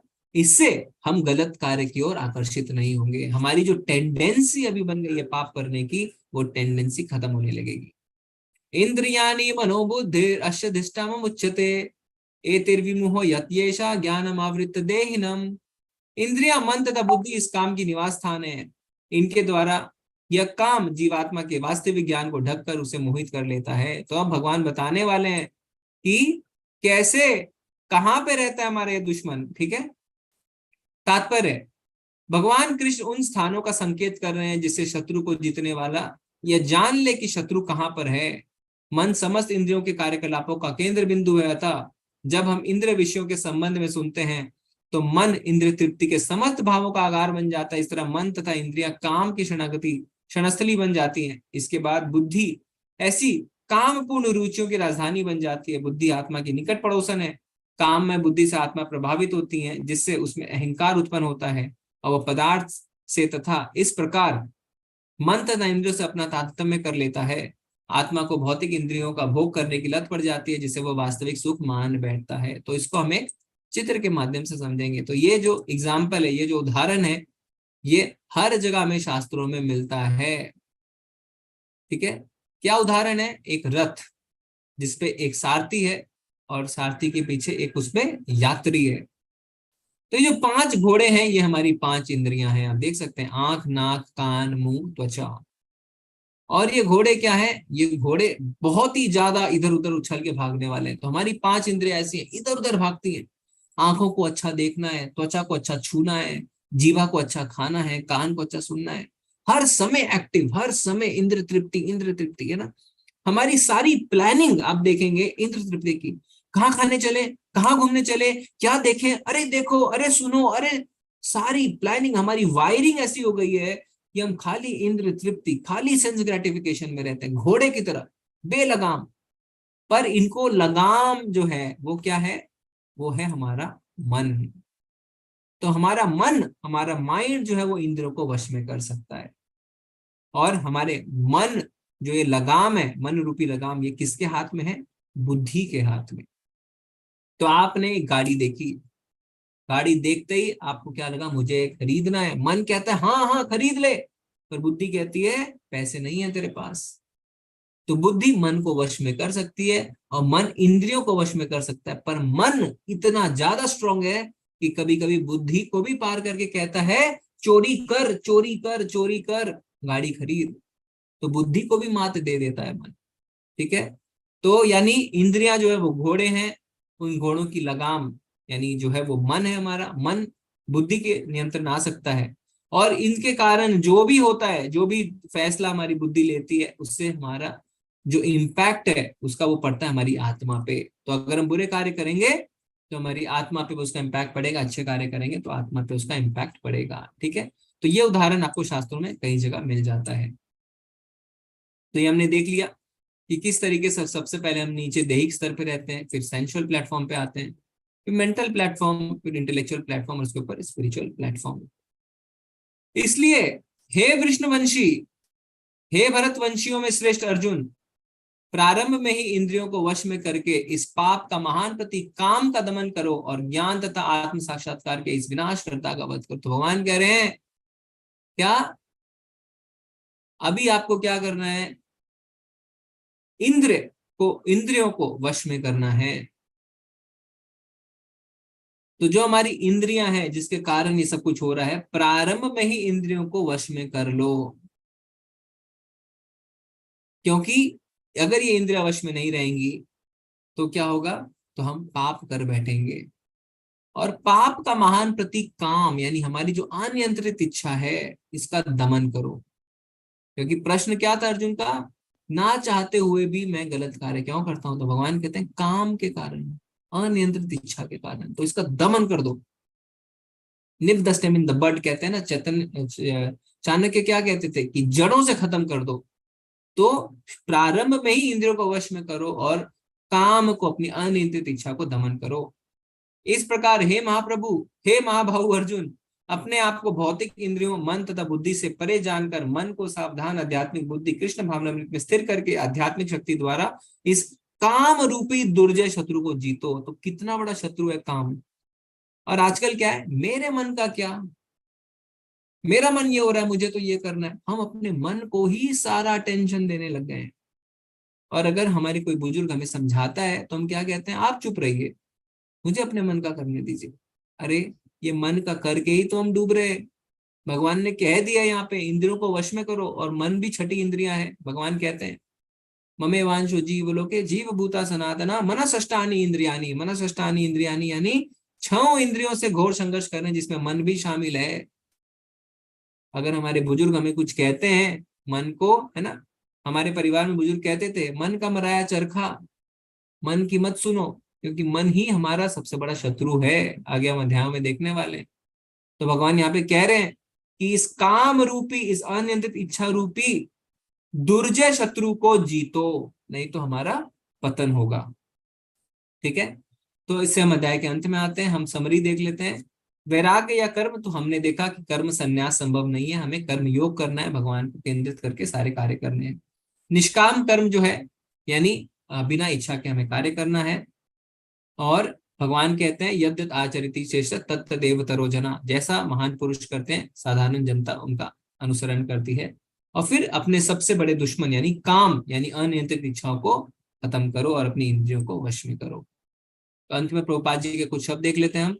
भगवत गीता का यह तृतीय अध्याय निष्कर्षतः मनुष्य को निर्देश देता है कि वह निर्विशेष शून्यवाद को चरम लक्ष्य ना मानकर अपने आप को भगवान का शाश्वत सेवक समझते हुए कृष्ण भावनामृत में प्रवृत्त हो। भौतिक जीवन में मनुष्य काम तथा प्रकृति पर प्रभुत्व जताने की इच्छा से प्रभावित होता है। प्रभुत्व तथा इंद्र तृप्ति की इच्छाएं बद्धजीव की परम शत्रु है। तो हमारी सबसे बड़ी शत्रु यही है कि हम इंद्र तृप्ति करना चाहते हैं, सेंस ग्रेटिफिकेशन करना चाहते हैं। किंतु कृष्ण भावनामृत की शक्ति से मनुष्य इंद्रिय, मन तथा बुद्धि पर नियंत्रित रख सकता है। तो हमने देखा था इंद्र यानी घोड़े, मन यानी लगाम और सार्थ यानी बुद्धि। तो कृष्ण भावना भावित जब हम होते हैं, हम भगवान को केंद्र में रख के अपने जीवन का यापन करते हैं, तो हम इन तीनों को वश में कर सकते हैं। क्यों कर सकते हैं? क्योंकि भगवान ने कहा है दूसरे अध्याय के 59वें श्लोक में कि अगर आपको उच्च रस का आस्वादन हो तो निम्न रस को आप छोड़ देते हैं। पनीर खाएंगे तो नमक से रोटी नहीं खाएंगे। भगवान की भक्ति करेंगे, भगवान के लिए कार्य करेंगे तो मूवी जाना है, रेस्टोरेंट में खाना खाना है, यौन संबंध बनाने हैं पड़ोसियों से, ये सारे कार्य हम छोड़ देंगे। सारे निम्न कार्य, सारे गंदे कार्य हम छोड़ देंगे। इसके लिए मनुष्य को सहसा अपने नियत कर्मों को बंद करने की आवश्यकता नहीं है, अपितु धीरे धीरे कृष्ण भावनामृत विकसित करके भौतिक इंद्रिय तथा मन से प्रभावित हुए बिना अपने शुद्ध स्वरूप के प्रति लक्षित स्थिर बुद्धि से दिव्य स्थिति को प्राप्त हुआ जा सकता है। यही इस अध्याय का सारांश है। सांसारिक जीवन की अपरिपक्व अवस्था में दार्शनिक चिंतन तथा यौगिक आसनों के अभ्यास से इंद्रियों को वश में करने से के कृत्रिम प्रयासों से आध्यात्मिक जीवन प्राप्त करने की सहायता नहीं मिलती। कृत्रिम यानी आर्टिफिशियल तरीके। अगर हम सोचें मन को वश में कर लेता हूँ, चलो बैठ जाता हूँ, बैठ, ऐसा हम नहीं कर सकते हैं। एक बच्चे को आप कितने देर वश में करके रखेंगे, वो बदमाशी तो करेगा ही। तो हमारी इंद्रियां, हमारा मन, हमारा बुद्धि तभी वश में आएगा जब हम इसे भगवान की सेवा में लगाएंगे। उसे श्रेष्ठ बुद्धि द्वारा कृष्ण भावनामृत में प्रशिक्षित होना चाहिए। तो प्रारंभ में ही हमें क्या करना है? इंद्रियों को वश में करना है और इस पाप का महान प्रतीक यानी काम का दमन करना है।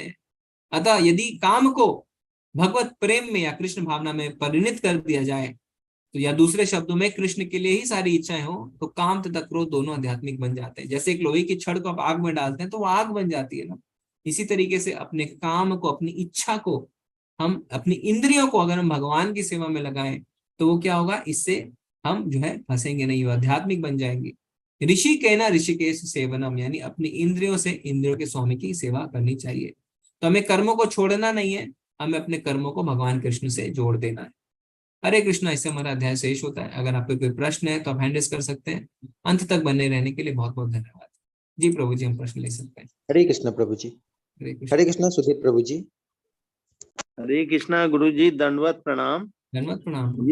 ये गुरु जी, शुरू में जैसे हमने ये चित्र देखा, अभी आपने भी दिखाया जी, तो उसमें एक तो ये चीज पूछनी है कि जो घोड़े में एक वो लटका हुआ है कुछ, वो जिसको क्या बोलते हैं, बंडेल, क्या पंडेल टाइप का, उसमें एक आंख बनी हुई है, एक एक आंख सब घोड़े में बनी हुई है एक्स्ट्रा, जो लटक रही है माला जैसी। उसका क्या रहस्य है? और दूसरा गुरुजी, ये जो 5 घोड़े हैं अलग अलग रंग के हैं, रंगों का क्या रहस्य है? कोई रंगों का कोई सिग्निफिकेंस नहीं है। और ये 5 घोड़े हमारे 5 इंद्रियों को संबोधित करते हैं। इससे ज्यादा इसको और आपको रीडिंग करने की आवश्यकता नहीं है, बस इतना ही। जो लटक रहा है गुरुजी, एक आंख, एक एक आंख सब में बनी हुई है। नहीं, एक आंख नहीं है प्रभु जी, वो एक में आंख है, एक में नाक है, एक में कान है, एक में हाथ और एक में जीभ है। अच्छा अच्छा अच्छा। 5 इंद्रियां हमारी। अच्छा अच्छा। तो 5 अलग अलग चित्र बनाए गए हैं। एक में आंख है, एक में नाक, कान, त्वचा और जीभ। अच्छा अच्छा, ठीक है प्रभु जी। ठीक है प्रभु जी, यही मतलब। अब गुरु जी, ये जो माला है 1-2 रोज से गड़बड़ा रही है, 8वीं माला हो पा रही है। कुछ तबीयत मतलब बिगड़ गई साली, मतलब फिर हम चुपचाप सोए, क्या करें, तब माइंड में थोड़ी शांति आई। कुछ जी ये जी, मालाएं करिए, मालाएं करिए, है? मालाएं करिए। देखिए अभी तो बाकी सोना खाना ये वो तो करोड़ों जन्मों से कर रहे वो हैं। तो है ही है गुरुजी, लेकिन ये है कि थोड़ा मौसम भी इधर बदला और उधर बाहर भी जाना पड़ा काम वाम से। जी लेकिन जी, अब ये है, आपके आशीर्वाद से हो जाएगा फिर से लाइन कोशिश पर। करेंगे प्रभु जी। जी धन्यवाद प्रभु जी। और आप सब याद रखें आज का श्लोका ऑफ द डे है 3.27। जी प्रभु जी। हरे कृष्णा कृष्ण गुरुजी, नवीन प्रभु धन्यवाद। जी। हरे कृष्णा। हरे कृष्णा प्रभु जी। हरे कृष्णा प्रभु। ध्यान पूर्वक जप करने का क्या अर्थ है, ये पूछना था मुझे। ध्यान पूर्वक जप का अर्थ है कि जो हम जप कर रहे हैं उसको सुनना। हरे कृष्णा कृष्णा कृष्णा हरे हरे, हरे राम राम राम हरे हरे, जो कह रहे हैं उसको सुनना।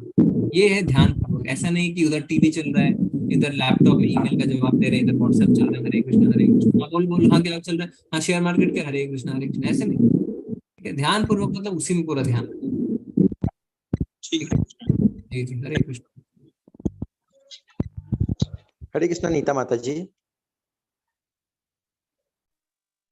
हरे कृष्णा प्रभु जी, दंडवत प्रणाम। धन्यवाद प्रणाम माता जी, हरे कृष्ण। जी ये पूछना था कि घर में अगर प्याज लहसुन बन रहा है लेकिन हम भगवान का भोग अलग बर्तन में शुद्धता से बना रहे हैं तो क्या नहीं बना सकते? जी माता जी, ठीक है, आप अलग से कर रहे हैं, आप करिए। टेक्निकली हमें पूरा किचन जो है वो शुद्ध रखना होता है, ठीक है। पर अगर वो संभव नहीं हो पा रहा है आपके लिए तो आप जैसा जी करना करिए। फल का भोग भी लगा सकते हैं भगवान को, ठीक है। नहीं, मैं तो बहुत सालों से दाल चावल रोटी सब्जी का लगा रही हूँ लड्डू गोपाल को, और ठीक है, प्याज लहसुन अलग कढ़ाई में अलग बर्तन में बनता है। ठीक है, आप जैसा कर रहे हैं वैसा करते रहिए, कोई बात नहीं है। कोशिश करिए कि अपने घर आप, ऐसा तो नहीं है ना कि ऐसा क्या है प्याज लहसुन में कि हम छोड़ नहीं पाते। बच्चे खाते हैं प्रभु जी।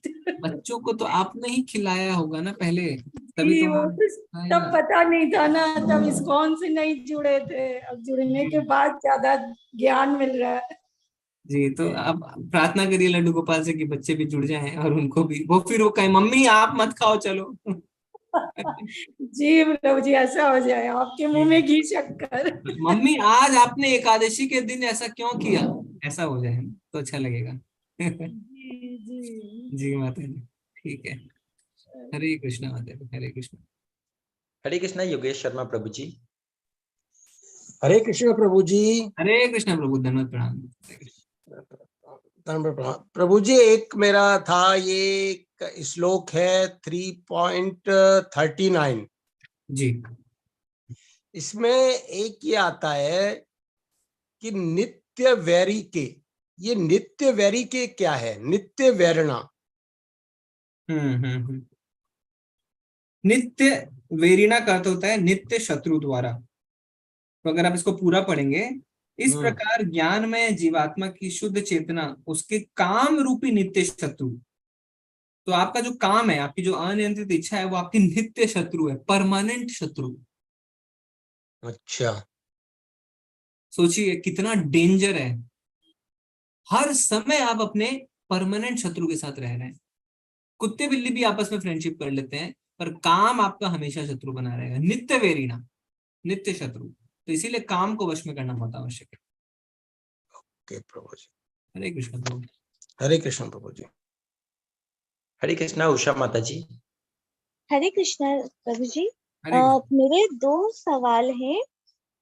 पहला तो है कि जैसे आपने बताया था गंगा जी वाला एक जो उदाहरण दिया था कि हम पाप धोने जाते, इस नदी में स्नान किया तो वहां आपके पाप धुल गए। तो पाप हमारा शरीर करता है या हमारा मन करता है? हमें मन को धोना चाहिए या हमारे शरीर को धोने से ही हमारा मन शुद्ध हो जाता है? जी जी, तो गंगा जी में स्नान करने का जो हमने उदाहरण दिया था वो ये दिया था कि जब हम स्नान करते हैं तो हम गंगा जी का जल गंगा जी को अर्पित करते हैं। और गंगा जी को शुद्ध क्यों माना जाता है? क्योंकि वो भगवान के चरणों से निकलती है। हाँ। तो उसमें स्नान हम करते हैं तो हमें लगता है कि हम शुद्ध हो रहे हैं।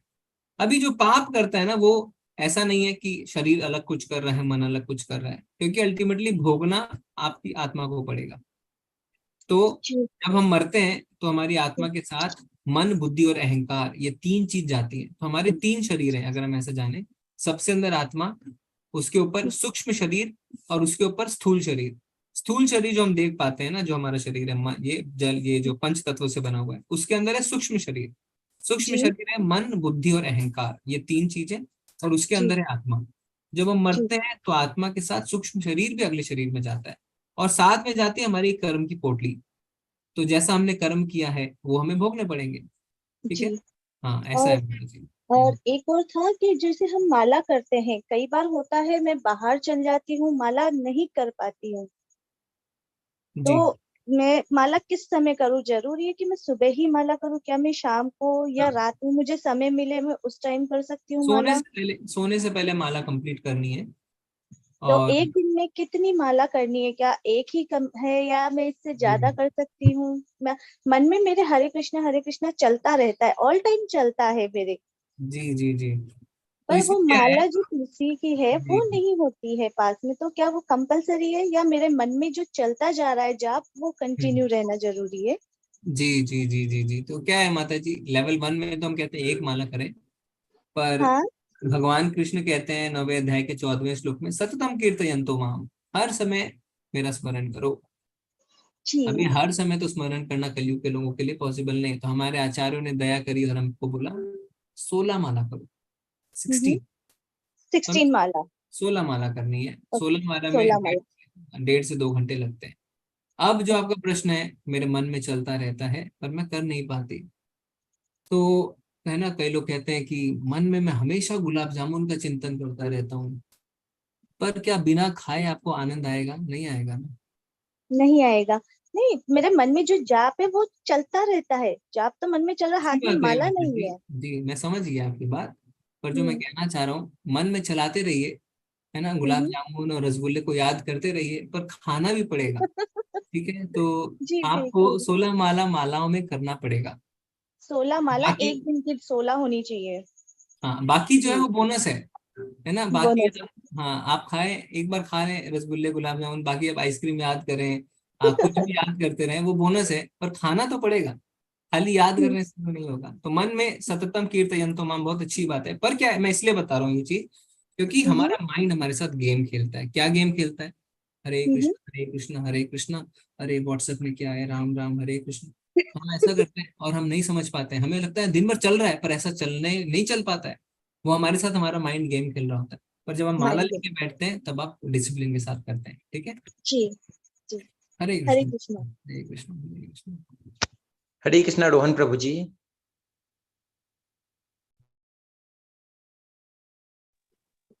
हरे कृष्णा। हरे कृष्ण प्रभु।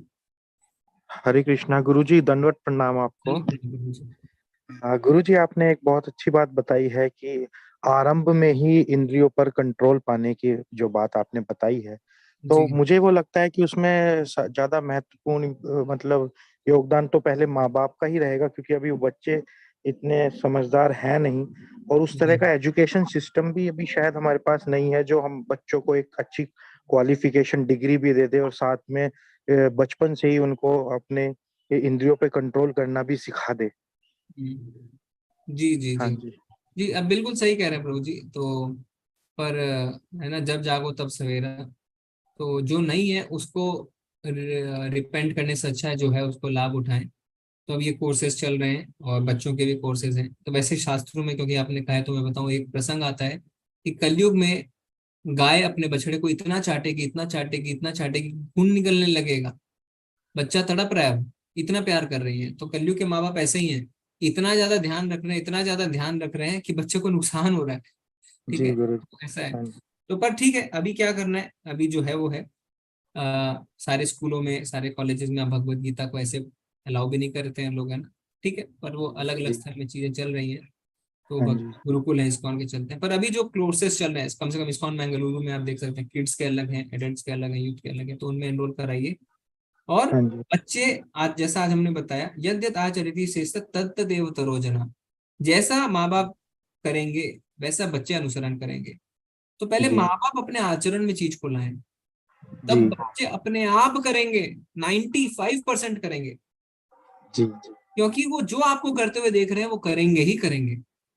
और हाँ जी। हो सकता है तुरंत नहीं, पर जब वो जीवन में ऐसी किसी परिस्थिति में आएंगे ना, अकेले हाँ रह जी। रहे होंगे, जीवन में कठिनाई आएगी, कष्ट आएगी, तो बोलेंगे पापा ये करते थे, मैं भी भगवत गीता पढ़ता हूँ, पापा माला करते थे, पापा जब ऑफिस से आते थे डिस्ट्रेस लगते थे माला लेके बैठ जाते थे, मम्मी दिन भर माला करती रहती थी, आज मुझे अपने ऑफिस में इतनी तकलीफ हो रही है, कॉलेज में मैं कोप अप नहीं कर पा रहा हूँ, मेरे फ्रेंड ने मुझे ये कह दिया, और वो भी माला लेके बैठ जाएंगे। आप अपने आचरण से उनको सिखाइए, आज नहीं तो 10 साल बाद वो जरूर आपको कॉपी करेंगे। ठीक है। जी जी, हरे कृष्णा गुरु हरे जी। कृष्ण, हरे कृष्ण, हरे कृष्ण। हरे कृष्णा शुभम प्रभु जी। हरे कृष्णा प्रभु जी। प्रभु जी हरे कृष्ण। आवाज आ रही है आपको? हाँ प्रभु जी आ रही है, बोलिए। मैं ये जानना चाहता हूँ कि सही और गलत का अर्थ क्या होता है भगवत जी गीता जी के अनुसार, कि क्या चीज सही है क्या गलत है? जी जी जी। तो अगर एकदम इसको टू द पॉइंट कहें, भगवान की भक्ति को छोड़ के सारा चीज गलत है। अच्छा धर्मम जी। तो साक्षात भगवत प्रणीतम। हमें धर्म के मार्ग पे चलना है, और धर्म क्या है? भगवान के आदेशों का पालन करना। तो अगर हम भगवान के आदेशों का पालन को छोड़ के कुछ भी कर रहे हैं तो वो गलत है,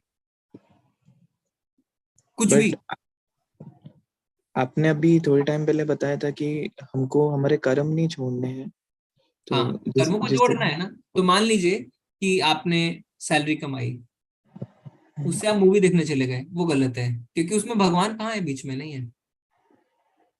अच्छा पर जी। आप उससे भगवान की सेवा कर रहे हैं, मंदिर बनवा रहे हैं, वैष्णवों को दान दे रहे हैं, अपने परिवार को तीर्थ यात्रा में लेके जा रहे हैं, भगवान के वस्त्र सिलवा दिए आपने, है ना।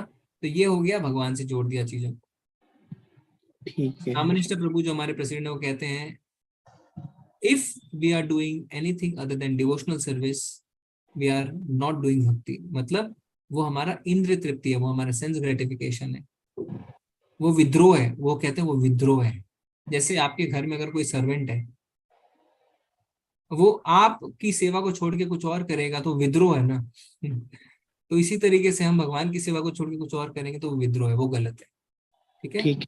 हरे क्योंकि हमारा कृष्ण। कॉन्स्टिट्यूशनल पोजीशन जो है ना, संवैधानिक जो हमारी स्थिति है, वो है जीवेर स्वरूप होए कृष्ण नित्यदास। ये हमारा पोजीशन है। हरे कृष्ण प्रभु। हरे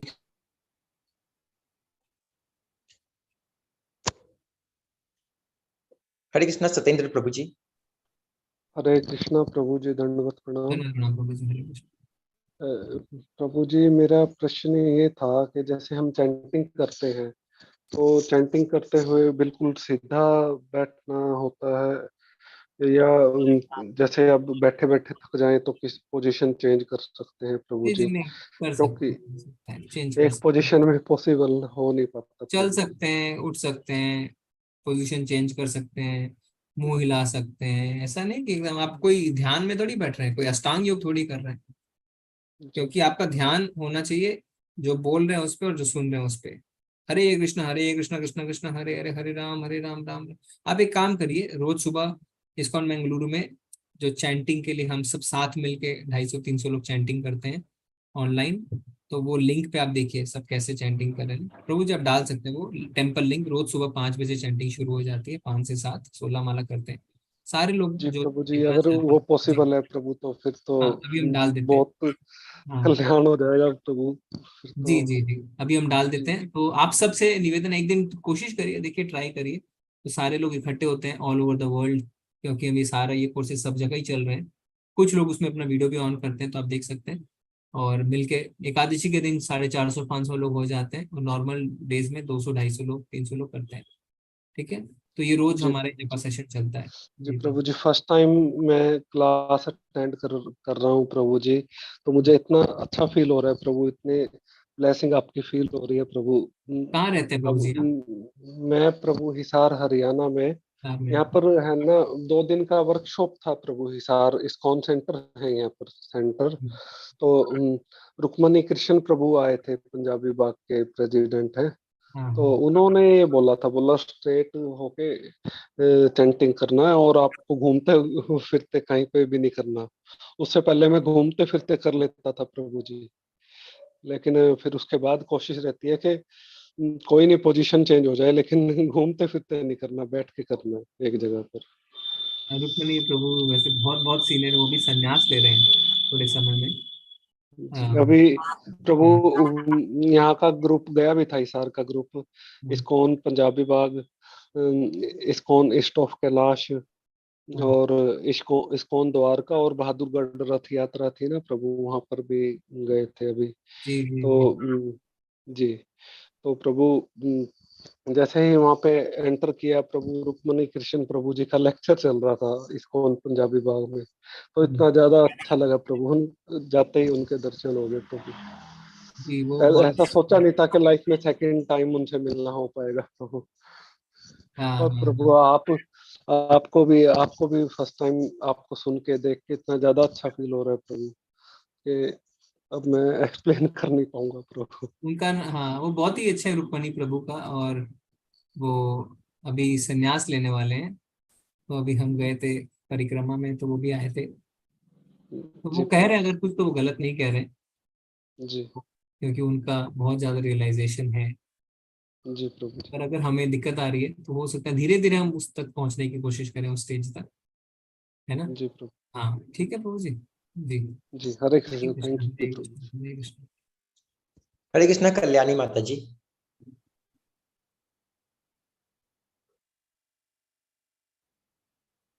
हरे कृष्णा माता जी।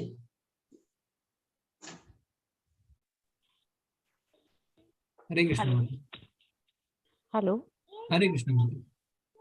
हरे कृष्ण गुरु जी। जी माता जी। गुरु जी, मेरा सवाल था कि हम अपनी सिक्स सेंस को कैसे कंट्रोल कर सकते हैं सांसारिक जीवन में रहते हुए।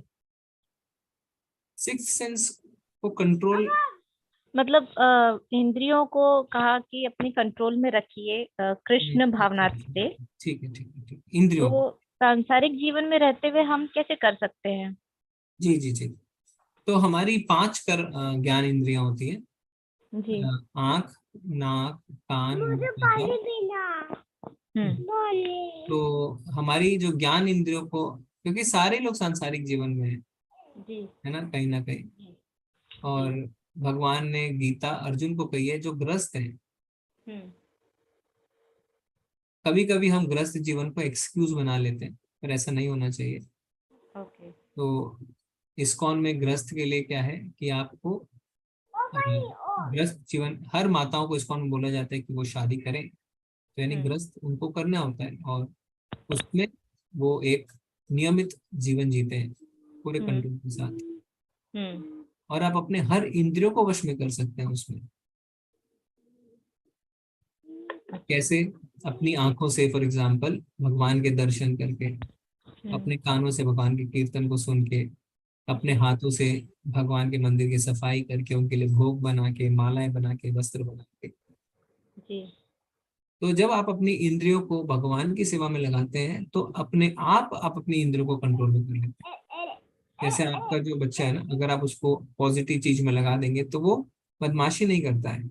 तो जी इंद्रियां जब भगवान की सेवा में लग जाती है तो इधर उधर नहीं भागती है। जी कंट्रोल का अर्थ क्या है? क्या उसे इंद्र तृप्ति से बचाएं। इंद्र तृप्ति यानी मूवी देखनी है, बाहर का खाना खाना जी है ना। जी हमें जी जो हमारे खुद के सेंस ग्रेटिफिकेशन के लिए चीजें जिसमें भगवान कहीं नहीं आते बीच में, उनसे बचाना है, तो वो ऐसे ही बचेगा।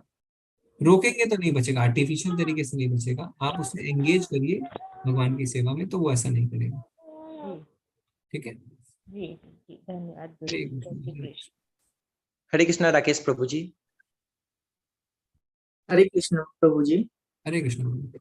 प्रभु जी, आपने एक लास्ट में अपने प्रभु पाद जी का एक सब लास्ट में जो कंक्लूजन दिया था प्रभु जी, उसमें आपने बताया, उसमें उन्होंने लिखा है कि अभ्यास इंद्रियों को बस में करने के लिए कृत्रिम प्रयासों से आध्यात्मिक जीवन प्राप्त करने में सहायता नहीं मिलती। जी जी। तो प्रभु जी जैसे प्रकाश डालेंगे इस कृत्रिम प्रयासों से का तात्पर्य क्या है यहाँ? वही जैसा अभी हमने कहा, कृत्रिम का मतलब होता है आर्टिफिशियल मीन्स। जी। आर्टिफिशियल मीन्स मतलब अभी आप बैठ गए कमरे में कि मुझे कुछ नहीं करना है, मैं बाहर जाऊंगा तो माया मुझे पकड़ लेगी, मैं गंदी गंदी चीजें देखने लगूंगा, मैं कुछ भी खाने लगूंगा, मैं कुछ भी सुनने लगूंगा, है ना। मुझे तो ये रैप सॉन्ग बहुत पसंद है, मैं वो सुनने लगूंगा। तो मैं चलो कमरे में बैठ जाता हूँ, जिससे मैं अपनी इंद्रियों को वश में कर सकूं, मन को वश में कर सकूं, बुद्धि को वश में कर सकूं। ऐसा आप कर पाएंगे क्या? कितने दिन तक करेंगे? हफ्ता भर, 10 दिन, महीना, 6 महीना, साल।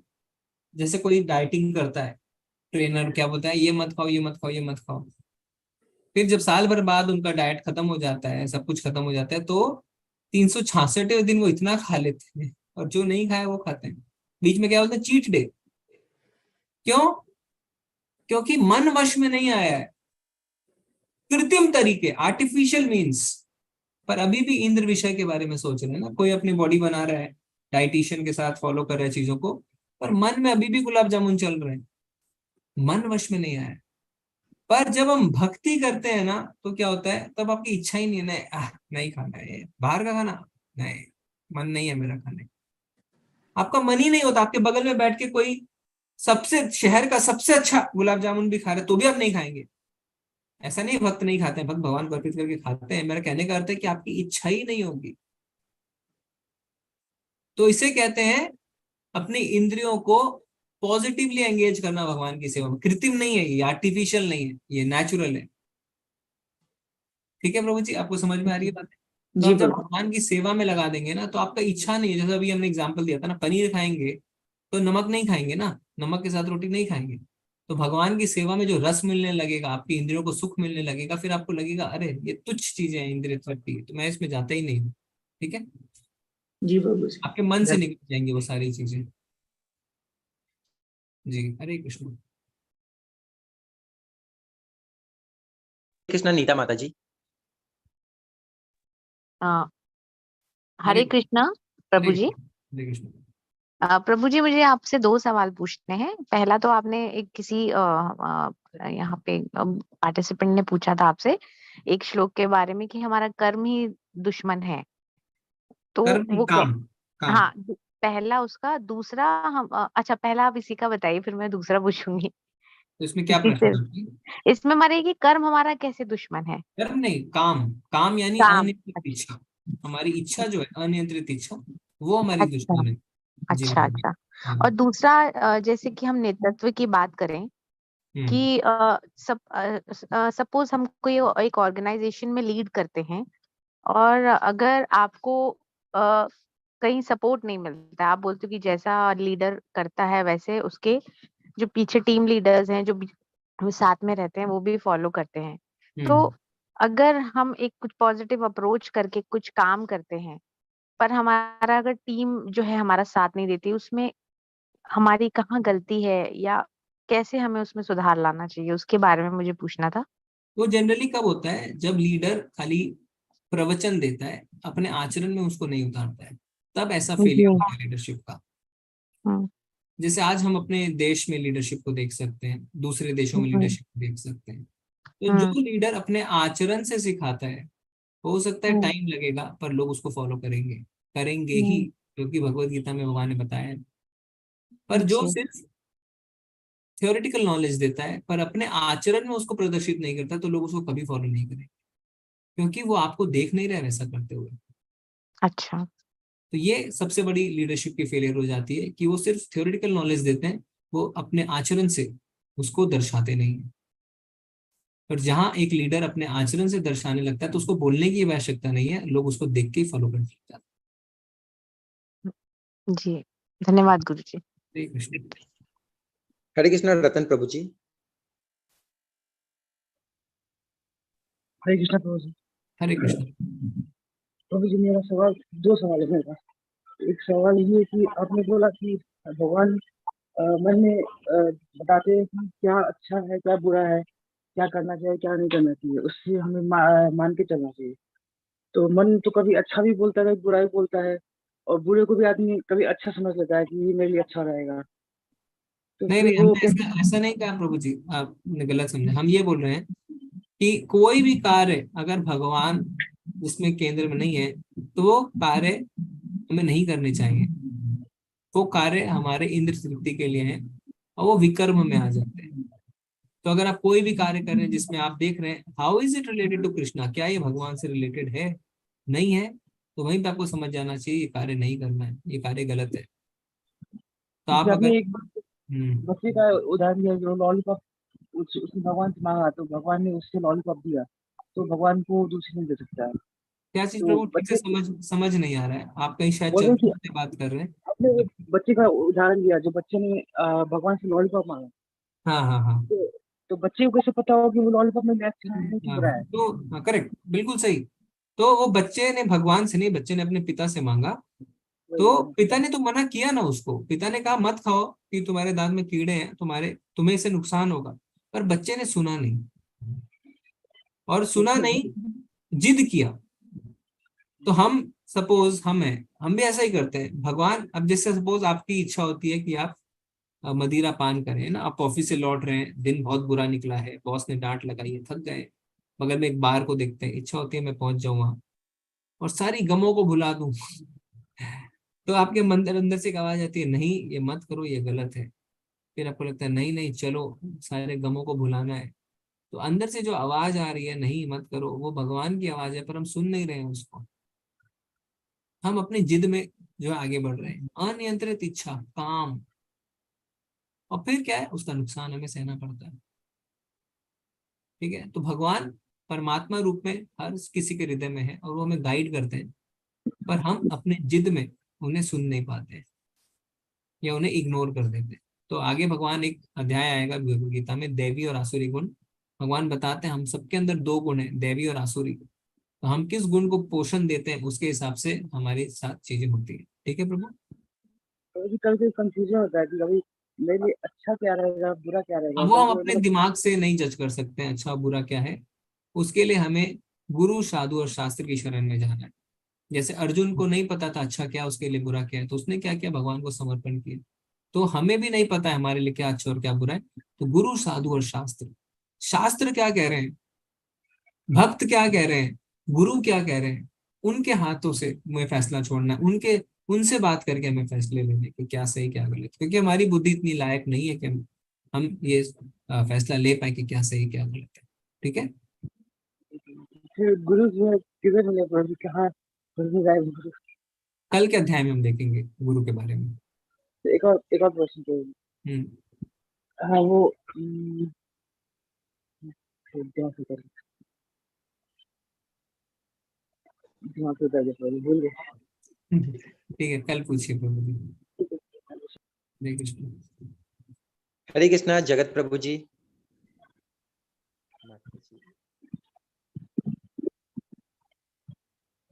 जगत हरे प्रभु कृष्ण। जी तक अनम्यूट कर रहे हैं, मैं प्रभु जी पर देख लूं चैट। जी प्रभु जी। कल क्या हम लहसुन और प्याज से बनाए हुए भोजन का भोग अर्पित कर सकते हैं? नहीं कर सकते, हमें सात्विक भोजन करना है माता जी। लिंक पे क्लिक नहीं कर पा रहे क्विज वाले को, यशिका माता जी लिंक पे क्लिक नहीं कर पा रहे हैं। यशिका माता जी आप अपने व्हाट्सएप ग्रुप के एडमिन सुमित जलान प्रभु जी को स्क्रीनशॉट भेजिए, ठीक है, फिर वो आपको हेल्प करेंगे। अन्नपूर्णा माता जी का नंबर हम ऐड कर देंगे, माता जी आपका नंबर मैंने दे दिया है प्रभु जी को। इस्कॉन मंदिर में नरसिंह जी की आरती क्यों होती है, बाकी विष्णु के अवतार की क्यों नहीं होती है? हाँ, तो इसमें हम कृष्ण जी की करते हैं, राम जी की भी करते हैं, साउथ में जाएंगे तो बालाजी की भी करते हैं, ऐसा थोड़ी है कि नहीं करते, हमने देखा नहीं है। नरसिंह भगवान की क्यों करते हैं? क्योंकि नरसिंह भगवान जो है वो भक्तों के कष्टों को हटा देते हैं, भक्ति मार्ग को क्लियर कर देते हैं, इसलिए नरसिंह देव जी की पूजा की जाती है। और साथ ही साथ भक्ति मार्ग में प्रहलाद महाराज जो बहुत बड़े भक्त हुए और उनको नरसिंह देव के अवतार में उन्होंने दर्शन दिए, तो ये भी एक कारण है कि नरसिंह देव जी की आरती होती है। ठीक है, विक्की सोनार प्रभु का प्रश्न है, प्रभु जब वो हैंड रेस करना पड़ेगा, ऐसे तो हम कैसे बताएंगे? विक्की सोनार प्रभु आप हैंड रेस करिए, डिजिटल हैंड, तो हम आपको अनम्यूट करते हैं। हरे कृष्णा प्रभु जी। एक मिनट जगत प्रभु, अच्छा वो प्रश्न चैट का पूछना चाहते हैं, ठीक है, आप चैट में लिखिए। हरे कृष्णा प्रभु जी। एक मिनट जगत प्रभु, मैं आपको म्यूट करना, आपका बैकग्राउंड नॉइज है, मैं चैट क्लियर कर लूं फिर आपसे प्रश्न लेते हैं। Why we need to take Shri Krishna name, can I say Om नमः शिवाय, ओम नमो नमः? अच्छा, ओम नमो नमः, तो आप किसको नमः कर रहे हैं? राहुल दत्ता प्रभु, ठीक है, इसमें तो जो है कि without getting into that, simple answer ये है कि जो आज हमने पढ़ा, ब्रह्मा जी कहते हैं इति षोडशक नाम नाम कली कल्मष नाशनम, कि उन्होंने सारे वेद छान मारे, उनको इन 16 शब्दों से ज्यादा प्रभावशाली कोई मंत्र नहीं दिखा। और ये ब्रह्मा जी कह रहे हैं जिन्होंने सारे वेद पढ़ लिए, तो हम उनको क्वेश्चन नहीं कर सकते Brahma ji why this why not that, because he has read all the Vedas and we don't know even the name of all the Vedas. अभी हम पूछेंगे पुराणों के नाम बताओ, वेदों के नाम बताओ, हमें वो भी नहीं पता, हम पढ़ क्या पाएंगे। उन्होंने सब छान मारा और बोले हरे कृष्णा कृष्णा कृष्णा हरे हरे, हरे राम राम राम हरे हरे। सत्य काम प्रभु जी को अच्छा लग रहा है। निष्काम कर्म मीनिंग प्लीज एक्सप्लेन, रिपीट। निष्काम मतलब बिना इच्छा के या भगवान को समर्पित करके, इसको कहते हैं निष्काम।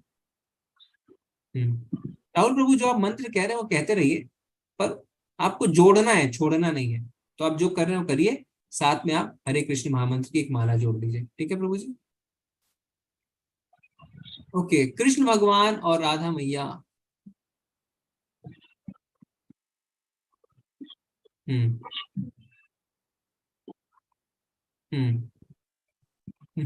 देखिए अभी हम दूसरे तीसरे क्लास में बड़ी बड़ी बातें करते हैं। खैर मैं आपको बता देता हूँ, तो ये गलत बात है कि भगवान और राधा रानी की शादी नहीं हुई थी। उनकी शादी हुई थी, ब्रह्मा जी ने ही पूरी कराई थी, और ये हमें नहीं पता है, इसीलिए हम कहते हैं ऐसा, ठीक है।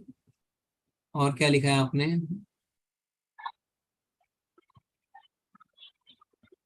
हाँ, तो दूसरे धर्म के दोस्तों को बोलने दीजिए, उनको बोलने में कोई बात नहीं है। कृष्ण जी की 16,108 रानियां थी, क्यों थी उसकी भी एक कथा आती है, क्योंकि उनको असुरों ने अपहरण कर लिया था। कृष्ण जी ने उन्हें छुड़ाया, तो फिर उन्होंने कहा हम घर कैसे जाएंगे वापस, तो उन्होंने उनसे शादी करी, कारण था, और अपना विस्तार किया, ठीक है। ऐसा नहीं है जैसा हम सोचते हैं। 5,000 साल पहले तपस्या वर्षों तक करते थे, तब भगवान प्रसन्न होते थे, और अब कलयुग में हम पापी कर्मी अधम व्यक्ति हैं, तो सिर्फ नाम से ही कैसे होगा? यही तो है मनीषा माता जी कमाल, ठीक है। खाली नाम से हो जाएगा, और अब नाम लेके तो देखिए, देखिए हम खुद डाउट कर रहे हैं ना, हम सोचे इतना इजी प्रोसेस, जी हाँ इतना इजी प्रोसेस, पर वो भी हम नहीं कर पा रहे हैं। आप नाम लीजिए, 16 माला करिए, तो आपको पता चल जाएगा कि कितनी शक्तिशाली प्रोसेस है ये, कितना महत्वपूर्ण है ये प्रोसेस, है ना। भगवान कहते हैं यज्ञ नाम जप यज्ञोश्मी, तो बहुत इजी प्रोसेस है, पर दुर्भाग्य की बात यह है कि हम इजी प्रोसेस को भी अपने जीवन में नहीं उतार रहे। 3 दिन से ट्राई कर रहा हूं, पर मेरा क्वेश्चन नहीं पहुंच रहा है। गौरव प्रभु जी आप हैंडल्स किया हुआ है, आज आपका प्रश्न हम लेके रहेंगे, गौरव कौशिक प्रभु का, ठीक है। सही है गलत का अर्थ, या शुभम प्रभु से हमारा बात हो गई है? ओके ओके ठीक है, माता जी का हमने उत्तर दे दिया था, नीता माता जी का। इस्कॉन में हम राधा रानी का वर्णन क्यों नहीं करते? ऐसा नहीं है प्रभु, राधा रानी का वर्णन नहीं करते। इस्कॉन में तो राधा रानी की पूजा होती है, कृष्ण जी के बगल में राधा रानी तो खड़ी है, और हरे कृष्ण महामंत्र में हरे का मतलब तो राधा रानी है, ठीक है।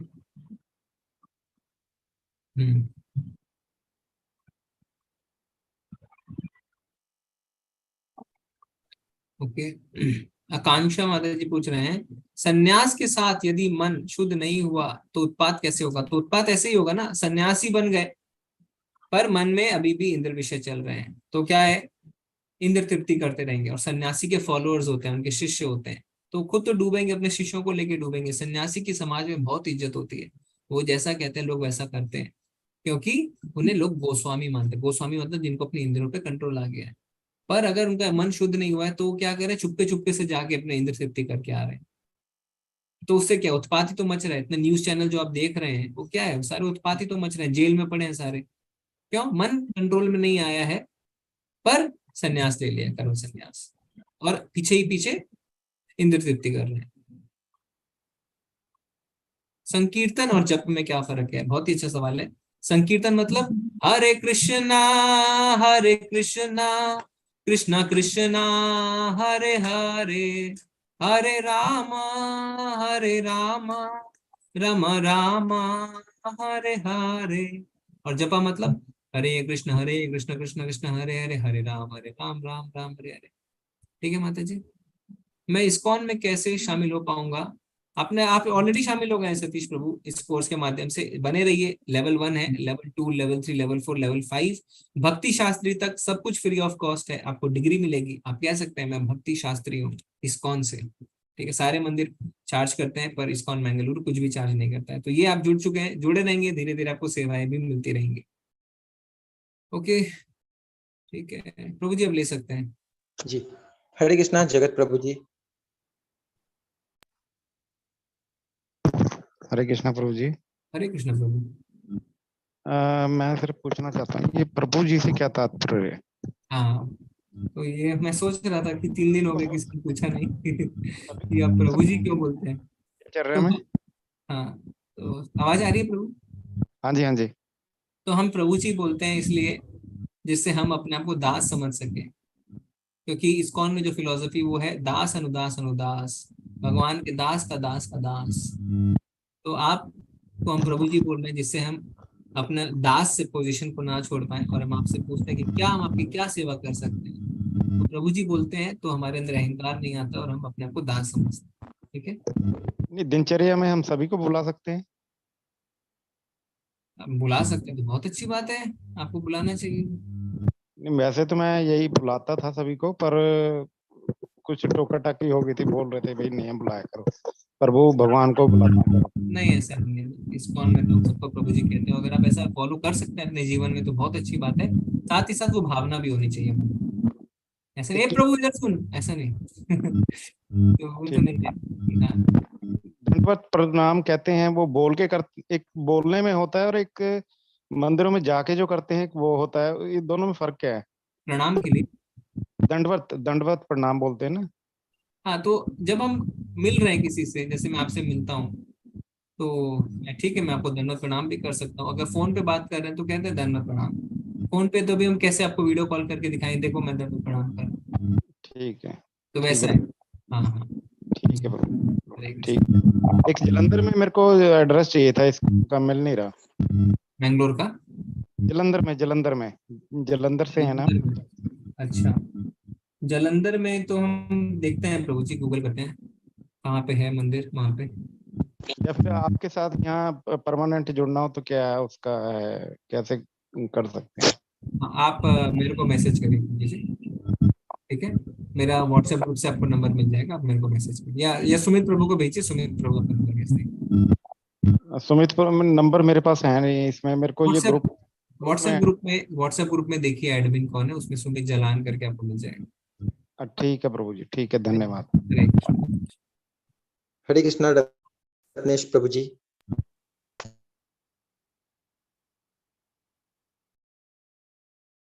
रत्नेश कृष्ण प्रभु। प्रभु। हरे कृष्ण हरे प्रभु। कृष्ण प्रभु। प्रभु दो ही था, एक तो ये था कि कुछ लोग कहते हैं कि माला मतलब जो अपना माला है, गुरु है और मंत्र है, उसे छुपा के रखना चाहिए, तो ऐसा क्यों कहते हैं?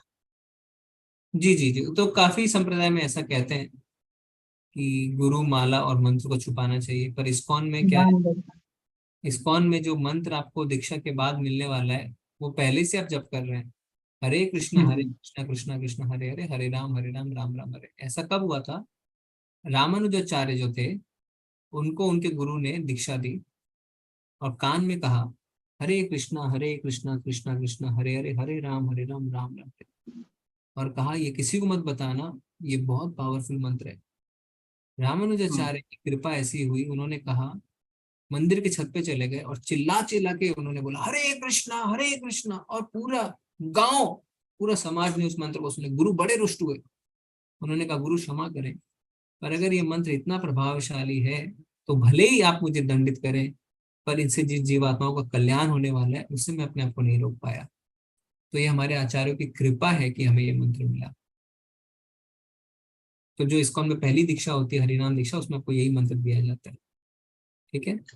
और हाँ प्रभु जी, मेरा मतलब इससे था कि जो मतलब वैसे तो हम लोग जहाँ भी मतलब इस्कॉन का प्रोग्राम होता है वहाँ पे लोग माला वगैरह लेके जाते हैं, बट अगर इस तरह भी बोलते हैं कि मतलब गुरु माला और ये सब चीजें मतलब डिस्क्लोज नहीं करनी, मतलब ओपनली बहुत ज्यादा डिस्कस नहीं करनी चाहिए, हाँ, तो मतलब दोनों कॉन्ट्राडिक्टरी हो जाता है ना थोड़ा।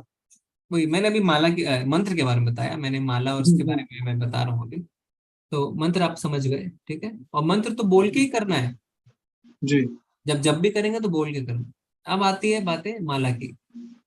तो माला को हम जप बैग में डालते हैं, जब बैग में डालेंगे तो सीनियर डिवोटीज बोलते हैं कि हम इसलिए डाल रहे हैं जिससे गंदी ना हो चीजें, है ना।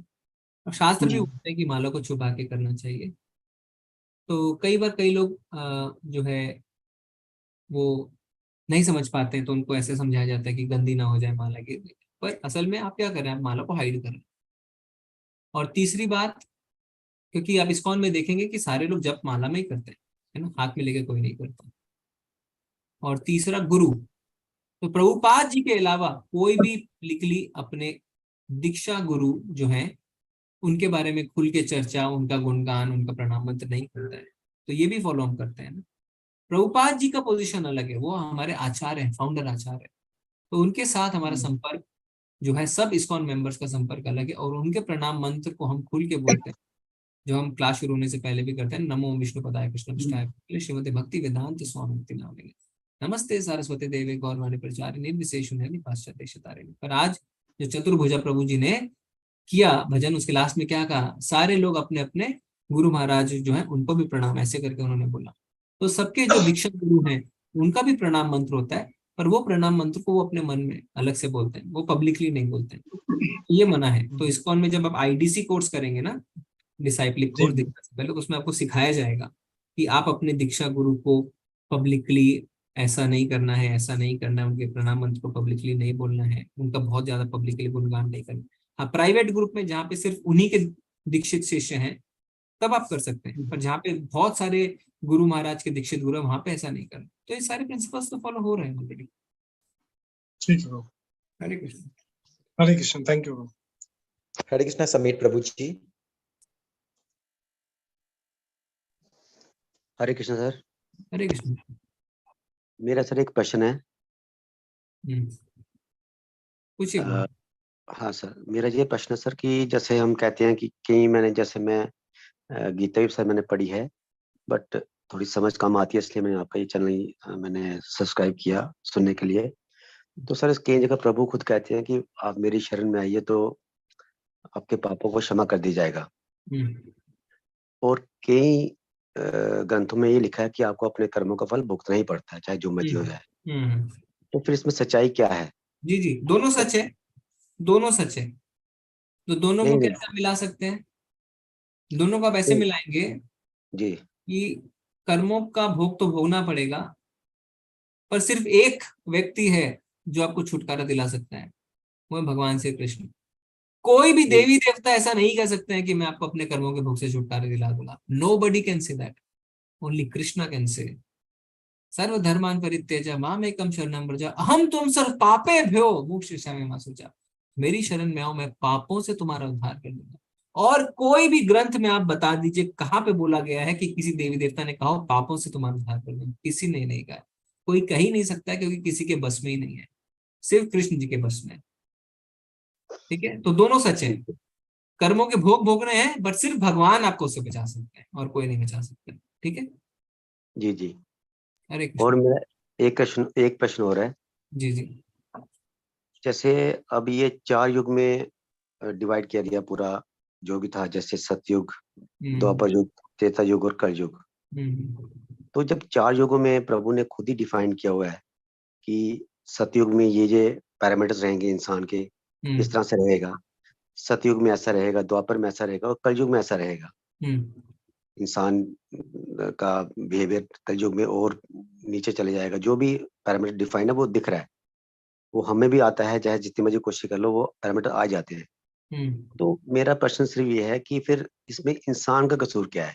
मतलब तो जब वो चीज डिफाइंड है, जब वो चीज प्री डिफाइंड है, जब वो चीज प्री डिफाइंड है, जब आपने कोई चीज बनाते हो, आपने वो डिफाइन कर दी चीज ऐसा होगा, तो उसमें पर्टिकुलर इंसान का क्या कसूर है? तो आप ये सोच रहे हैं कि सतयुग में सब कुछ अच्छा था, इसीलिए आप ऐसा सोच रहे हैं कि मैं क्यों आया कलयुग में, है ना?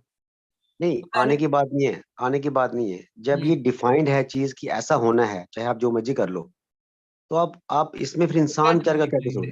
क्या चीज कसूर आपका? मतलब आपको दुख हो रहा है, वही ना कसूर? नहीं मतलब सर, ये तो कि आपको कलयुग में आके दुख क्यों झेलने पड़ रहे हैं, यही तो है मेन क्वेश्चन, तो यही है ना। सर दुख तो सतयुग में भी थे, द्वापर में भी थे। ये चीज तो अगर भाई भाई का दुश्मन आप द्वापर युग में भी देख लीजिए, वहां भी था। तो फिर कौन से कसूर की बात कर रहे हैं आप? मतलब कि मेरा कहने का मतलब जो डिग्रेडेशन हुआ इंसान का फ्रॉम टाइम टू टाइम। कौन सा डिग्रेडेशन?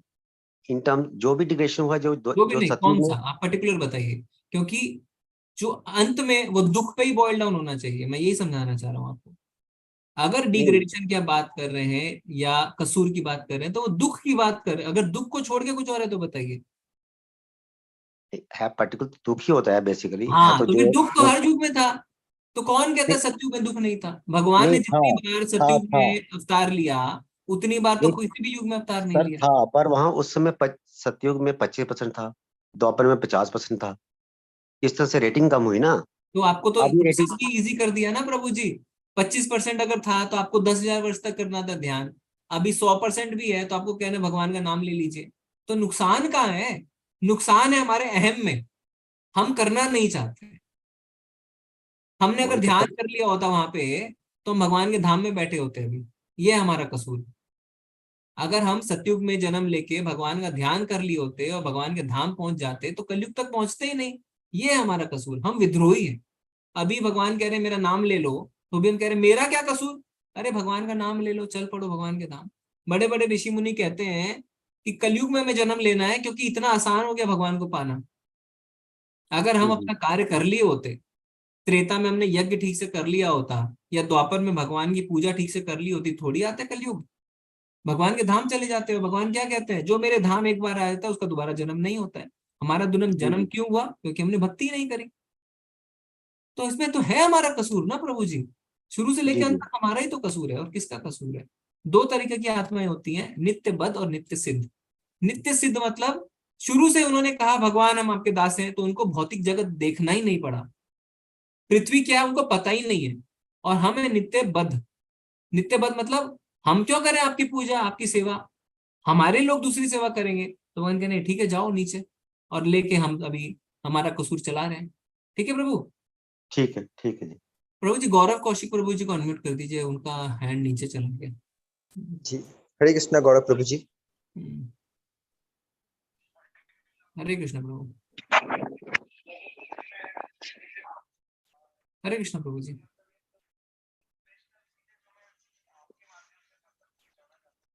प्रभु जी आवाज नहीं आ रही है। आवाज नहीं आ रही। अभी आ रही है, अभी आ रही है, बोलिए। नहीं प्रभु आप अपना ईयरफोन ईयरफोन या हेडफोन लगाइए। प्रभु जी अभी मेरी आवाज आ रही है क्या? हाँ अभी बोलिए। प्रभु जी आप मुझे सुन पा रहे हैं क्या? हाँ हाँ बोलिए बोलिए जी। प्रभु 2008 में दरअसल हुआ क्या था कि में एक मेरी सहपाठी थी, तो उनकी मदर जो थे उनकी डेथ हो गई थी। तो काफी भी अलग होने, होम लोन वगैरह था। तो उनके घर पे एक स्कूल थे और उन्होंने उनको मतलब बोला कि ये सारी आप एक बार इस्कॉन दिल्ली ईस्ट आना। हम लोग तब ईस्ट ऑफ कैलाश गए, हर चीज ठीक रही भी। वो मेरा पहला टच था जब मैं इस्कॉन टच में आया, और वहां से लेकर आज तक मेरी ऐसी चलती चली गई। अभी यूट्यूब पे कुछ दिन पहले भगवत गीता को सर्च कर रहा था, सर्च करते अमरेंद्र प्रभु के वीडियो देखे, अमरेंद्र को गूगल किया, वहां गूगल मुझे पता कि भक्ति शास्त्री जैसी कोई चीज होती है। और तब मैंने जाकर के मैं जिस दिन ये कोर्स स्टार्ट हुआ था से एक दिन पहले मैं इस कोर्स से जुड़ पाया हूँ। हरी कृपा उसमें इतनी ज्यादा मेरे साथ में रही है। मेरे साथ प्रॉब्लम जो एक होती है वो ये कि दुर्गा माता की पूजा करता हूँ और साथ में करता हूँ, दुर्गा सप्तशती का पाठ रहता है, उसके साथ में मेरा हरे कृष्ण चलता है। तो मुझे प्लीज ये बताइए कि मैं दुर्गा सप्तशती के अपने पाठ को छोड़ दूं या उसको कंटिन्यू करूं? जी जी जी प्रभु जी आपकी आवाज ना बहुत कट रही थी बीच बीच में। जो मेरे को ओवरऑल ये समझ में आया है कि आप किसी माध्यम से इस्कॉन से जुड़े और काफी लंबा आपका सफर रहा, और आप ने काफी ऑनलाइन लेक्चर सुने, मेरा भक्ति शास्त्री के कोर्स में भी अभी एनरोल्ड है। आपका प्रश्न ये है कि आप दुर्गा जी की पूजा करते हैं और साथ ही साथ भगवान के महामंत्र को भी जपते हैं, तो आप क्या दुर्गा जी के पाठ को छोड़ दें? यही आपका प्रश्न है ना? हाँ ठीक है। आपकी आवाज बहुत कम आ रही है पर मैं आपको आंसर करता हूँ। तो अभी हम लेवल 1 कर रहे हैं, आपको हम कोई भी छोड़ने के लिए कुछ भी एडवाइस नहीं करते हैं। आप जो कर रहे हैं वो करते रहिए, साथ में भगवान के नाम को जोड़िए। तो जब आप भगवान के नाम को जोड़ेंगे ना तो भगवान का नाम अपना कार्य खुद कर लेता है। कैसे? जैसे आप एक बाल्टी में गंदा पानी डालते हैं, गंदा पानी भरा है, अब ऊपर से आप उसमें धीरे धीरे साफ पानी डालना शुरू करते हैं, एक समय आता है जब वो सारा गंदा पानी बाहर निकल जाता है और सिर्फ साफ पानी रहता है उसके अंदर में। जी। तो आपको क्या करना है, सिर्फ साफ पानी का नल खोलना है बस। जी। बाकी सारा काम साफ पानी अपने आप कर लेता है। जी जी जी। इस तरीके से आपको पूरी अच्छे से पूरे ध्यान से, अगर आप 16 माला तक अभी नहीं पहुंचे हैं तो 16 माला तक पहुंचिए, एकादशी जी की पाठ करिए, मंगल आरती अटेंड करिए। जी उसके बाद सारा काम भगवान का नाम अपने आप कर लेगा। आपको क्या करना है, नहीं करना है, क्या छोड़ना है, क्या जोड़ना है, अपने आप जी आपको गाइडेंस मिलती जाएगी। ठीक है प्रभु जी? जी, बहुत बहुत जी धन्यवाद प्रभु जी। हरे कृष्णा। हरे कृष्ण हरे कृष्ण। हरे कृष्णा नंदिता माता जी। जी हरे कृष्ण प्रभु जी। जी माता जी। जी हाँ, मेरा ये प्रश्न था कि जैसे गीता में कहा गया है कि भगवान के इच्छा के बिना कुछ नहीं होता, तो जैसे जो लोगों की आत्महत्या कर लेते हैं या फिर जिनका मर्डर हो जाता है किसी कारणवश, मतलब वो जल्दी भगवान के पास चले जाते हैं, मृत्यु हो जाती है, तो क्या ये भी भगवान की इच्छा से होती है? क्योंकि उनका जब किसी का जब जन्म होता है तो सारा डिटेल तो भगवान जी के पास ऑलरेडी रहता है कि उनकी मृत्यु कैसे होगी या क्या उनका लाइफ कैसा रहेगा। तो ये क्या मतलब भगवान जी की मर्जी से ही होती है या फिर नहीं, ये इनके मर्जी से नहीं होती है? जी जी जी जी जी। तो प्रभु माता जी, मर्डर जो है, कोई किसी को मार रहा है उसमें जी। वो तो जो है आप उसे प्रारब्ध कह सकते हैं। प्रारब्ध यानी वैसा होना था। अच्छा। किसी को मारना था, किसी को मरना था, और जिसने मारा उसको जेल होनी थी, उसके जीवन में समस्या शुरू होनी थी। जो मर गया वो तो मर के उसके परिवार वाले को दुख होने थे, है ना, सारी चीजें जुड़ी हुई है। पर आत्महत्या की जहां तक बात आती है, आत्महत्या जो है वो भगवान के प्लानिंग में इंटरफियरेंस है। अच्छा। तो वो भगवान ऐसा नहीं कि ये तो आत्महत्या करके मरेगा, ऐसा नहीं। आत्महत्या हम खुद अपनी स्वतंत्र इच्छा से डिसाइड करते हैं और हम करते हैं आत्महत्या। तो वो इंटरफियरेंस है, वो हस्तक्षेप है, जिसके कारण हमें और ज्यादा सफर करना पड़ता है। कैसे? मान लीजिए किसी के जीवन में बहुत दुख आ गया, सहन नहीं कर पाया, आत्महत्या कर ली। पर अभी क्या है, अभी उसके लिए दूसरा शरीर तैयार नहीं है, उसका समय नहीं था अभी मरने का। अब क्या है, उसकी आत्मा भटकती है और भूखी प्यासी, क्योंकि शरीर नहीं है, बहुत ज्यादा तड़पन होती है। वो देख रहे अपने परिवार वाले को खाते हुए पीते हुए देखते हुए, उनको 1 साल में, 1.5 साल में, 2 साल में लोग भूल जाते हैं। बहुत तकलीफ होती है उनको। तो जिस दुख से वो बाहर निकलना चाह रहे थे उससे ज्यादा दुख में उन्होंने अपने आप को डाल दिया, क्योंकि शरीर नहीं है उनके पास। भूख लग रही है, प्यास लग रही है, आप सोच के देखिए, पर वो तृप्त नहीं हो पा रहे। अच्छा, तो तो यहाँ आत्महत्या पर ये खुद की इच्छा से हो रही है या यहाँ पर भगवान की इच्छा नहीं है? यहाँ पे भगवान की इच्छा नहीं है, ये हमारी इच्छा से हो रही है। आत्महत्या में भगवान की कोई इच्छा नहीं है। पर अगर आपने किसी को मार दिया, जाके मर्डर कर दिया, अब उसमें दूसरे के अंदर इच्छा है आपको मारने की, उसने आपको मारा, वो आपको मरना था वैसे, क्योंकि वो प्रारब्ध थे। पर आत्महत्या जो है वो भगवान के प्लानिंग में इंटरफेरेंस है। ठीक है? तो हमारे अंदर जो भी हम लोग जो कार्य करते हैं, तो उसमें भगवान की इच्छा कौन है और हमारी इच्छा मतलब कौन है, वो हम कैसे समझे? हमें भगवान ने सूक्ष्म स्वतंत्रता दी है इच्छा करने की, हम इच्छा कर सकते हैं। जी। अब हर इच्छा को भगवान मंजूरी भी देते हैं, जैसा हमने कहा, पर इसका अर्थ ये नहीं है कि भगवान जिम्मेदार है। वापस हम उसी चीज पे घूम के आ रहे हैं, क्योंकि कोई गलत कार्य करके हम ये नहीं बोल सकते हैं भगवान की इच्छा से हुआ। भगवान परमिशन दिया, पर भगवान ने आपको मना भी किया था कि मत करो। तो क्या करणीय है, जो तो वेदों में वही कैसे समझे कि नहीं ये इच्छा भगवान की नहीं है? मतलब दिल की सुने या दिमाग की सुने, दिल की जो बात होती है वो भगवान की होती है? नहीं, ऐसा नहीं है। यही आप पे हम लोग सब है ना जो गलती कर बैठते हैं, दिल दिमाग, ऐसा हमें पता ही नहीं चलता कब दिल और दिमाग है। तो हमें समझना कि कर्म क्या है। 3 प्रकार के कर्म है, अकर्म, कर्म, विकर्म। जी। तो जब हम विकर्म कर रहे हैं, ऐसे कार्य कर रहे हैं जो शास्त्रों में मना है हमें नहीं करने, तो शास्त्र तो भगवान की वाणी है, तो हमें तुरंत पता चल जाता है कि भगवान ने इसे कार्य को करने से मना किया है। अच्छा, हाँ। वो हमें अपने आप पता है। जी। फिर क्या है, विकर्म खत्म हो गए, बाकी बचे कर्म। अब कर्मों में आप अपनी इंद्र तृप्ति कर रहे हैं जिसमें भगवान का कोई लेना देना नहीं है। मूवी देखने जा रहे हैं, भगवान का कोई लेना देना नहीं है। बाहर रेस्टोरेंट में खाने जा रहे हैं, भगवान का कोई लेना देना नहीं है। किसी अवैध संबंध बना रहे हैं किसी के साथ, कोई भगवान का लेना देना नहीं है। जुआ खेल रहे हैं, कोई लेना देना नहीं है भगवान का, ठीक है। इसमें जिसमें जिस कार्य में भगवान नहीं है वो कार्य में नहीं करने हैं, आप ऐसा समझिए। तो आप कहेंगे मैं तो ऑफिस में जाके नौकरी कर रहा हूँ, उसमें क्या? उसमें है, क्योंकि आप जो सैलरी कमाएंगे उससे भगवान की सेवा कर सकते हैं। पर किसी से अगर गलत संबंध बनाएंगे उसमें क्या भगवान की सेवा है? कोई सेवा नहीं है ना। जी, तो जो भगवान से जुड़े हुए हैं वही भगवान की इच्छा है। भक्ति को छोड़ के सारा सब कुछ विद्रोह है। जी जी लेवल ऑफ प्रिंसिपल यही है कि भगवान की सेवा को छोड़ के जो भी कर रहे हैं वो हमारा विद्रोह है, वो हमें नहीं करना चाहिए, ठीक है जी। और एक बात भगवान जी, प्रभु जी, हमारे मतलब मुझे एक जो प्रॉब्लम होता है, प्रॉब्लम नहीं मतलब किसी को भी जब मैं देखती हूँ, मतलब कोई भी अनजाना हो, मतलब मुझे ना वो अनजाना नहीं लगता है, लगता है ये चेहरा भी हमने देखा है कहीं। जी जी जी। किसी को भी देखती हूँ, कहीं पर भी चली जाऊं मैं, मुझे लगता है देखा है, मतलब नया चेहरा कोई मुझे फील ही नहीं होता है। जी जी जी। तो लगता है काफी समय से आप हैं मनुष्य शरीर में। आपने बहुत सारे चेहरे देख लिए हैं। तो मतलब बहुत ज्यादा पाप कर लिया है।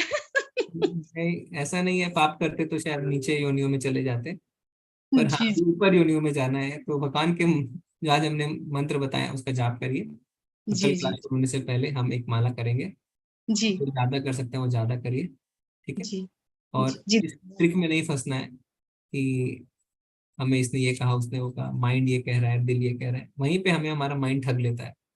जी जी हाँ, वो बच के रहना है, ठीक है प्रभाते जी। जी जी धन्यवाद प्रभु जी। आज चलते हैं फिर, 11 बज गए हैं, 11 से जी ऊपर ही हो प्रभु। गए, तो आज चलते हैं। जो बाकी 2-3 हैंड बच गए हैं, अजय प्रभु, रतन प्रभु, सुचंद्रा माता जी, हम कल बात करेंगे। प्राय प्राय चैट के सारे प्रश्न हो गए हैं प्रभु जी, ठीक है जी प्रभु। ठीक है। आज हम चलते हैं, आप सबका बहुत बहुत धन्यवाद। कल हम देखेंगे चौथा अध्याय। चौथा अध्याय क्या है? ज्ञान योग। तो आज हमने देखा किस तरीके से निष्काम कर्म करके हम भगवान की प्राप्ति कर सकते हैं। कल हम देखेंगे ज्ञान अर्जन से भगवान की प्राप्ति कैसे हो सकती है, ठीक है। वांछाकल्पतरुभ्यश्च कृपा सिंधुभ्यैव च पतितानां पावनेभ्यो वैष्णवेभ्यो नमो नमः। अनंत कोटि वैष्णव वृंद की जय, श्री प्रभुपाद की जय। सभी को धन्यवाद, प्रणाम। हरे कृष्ण। हरे कृष्णा।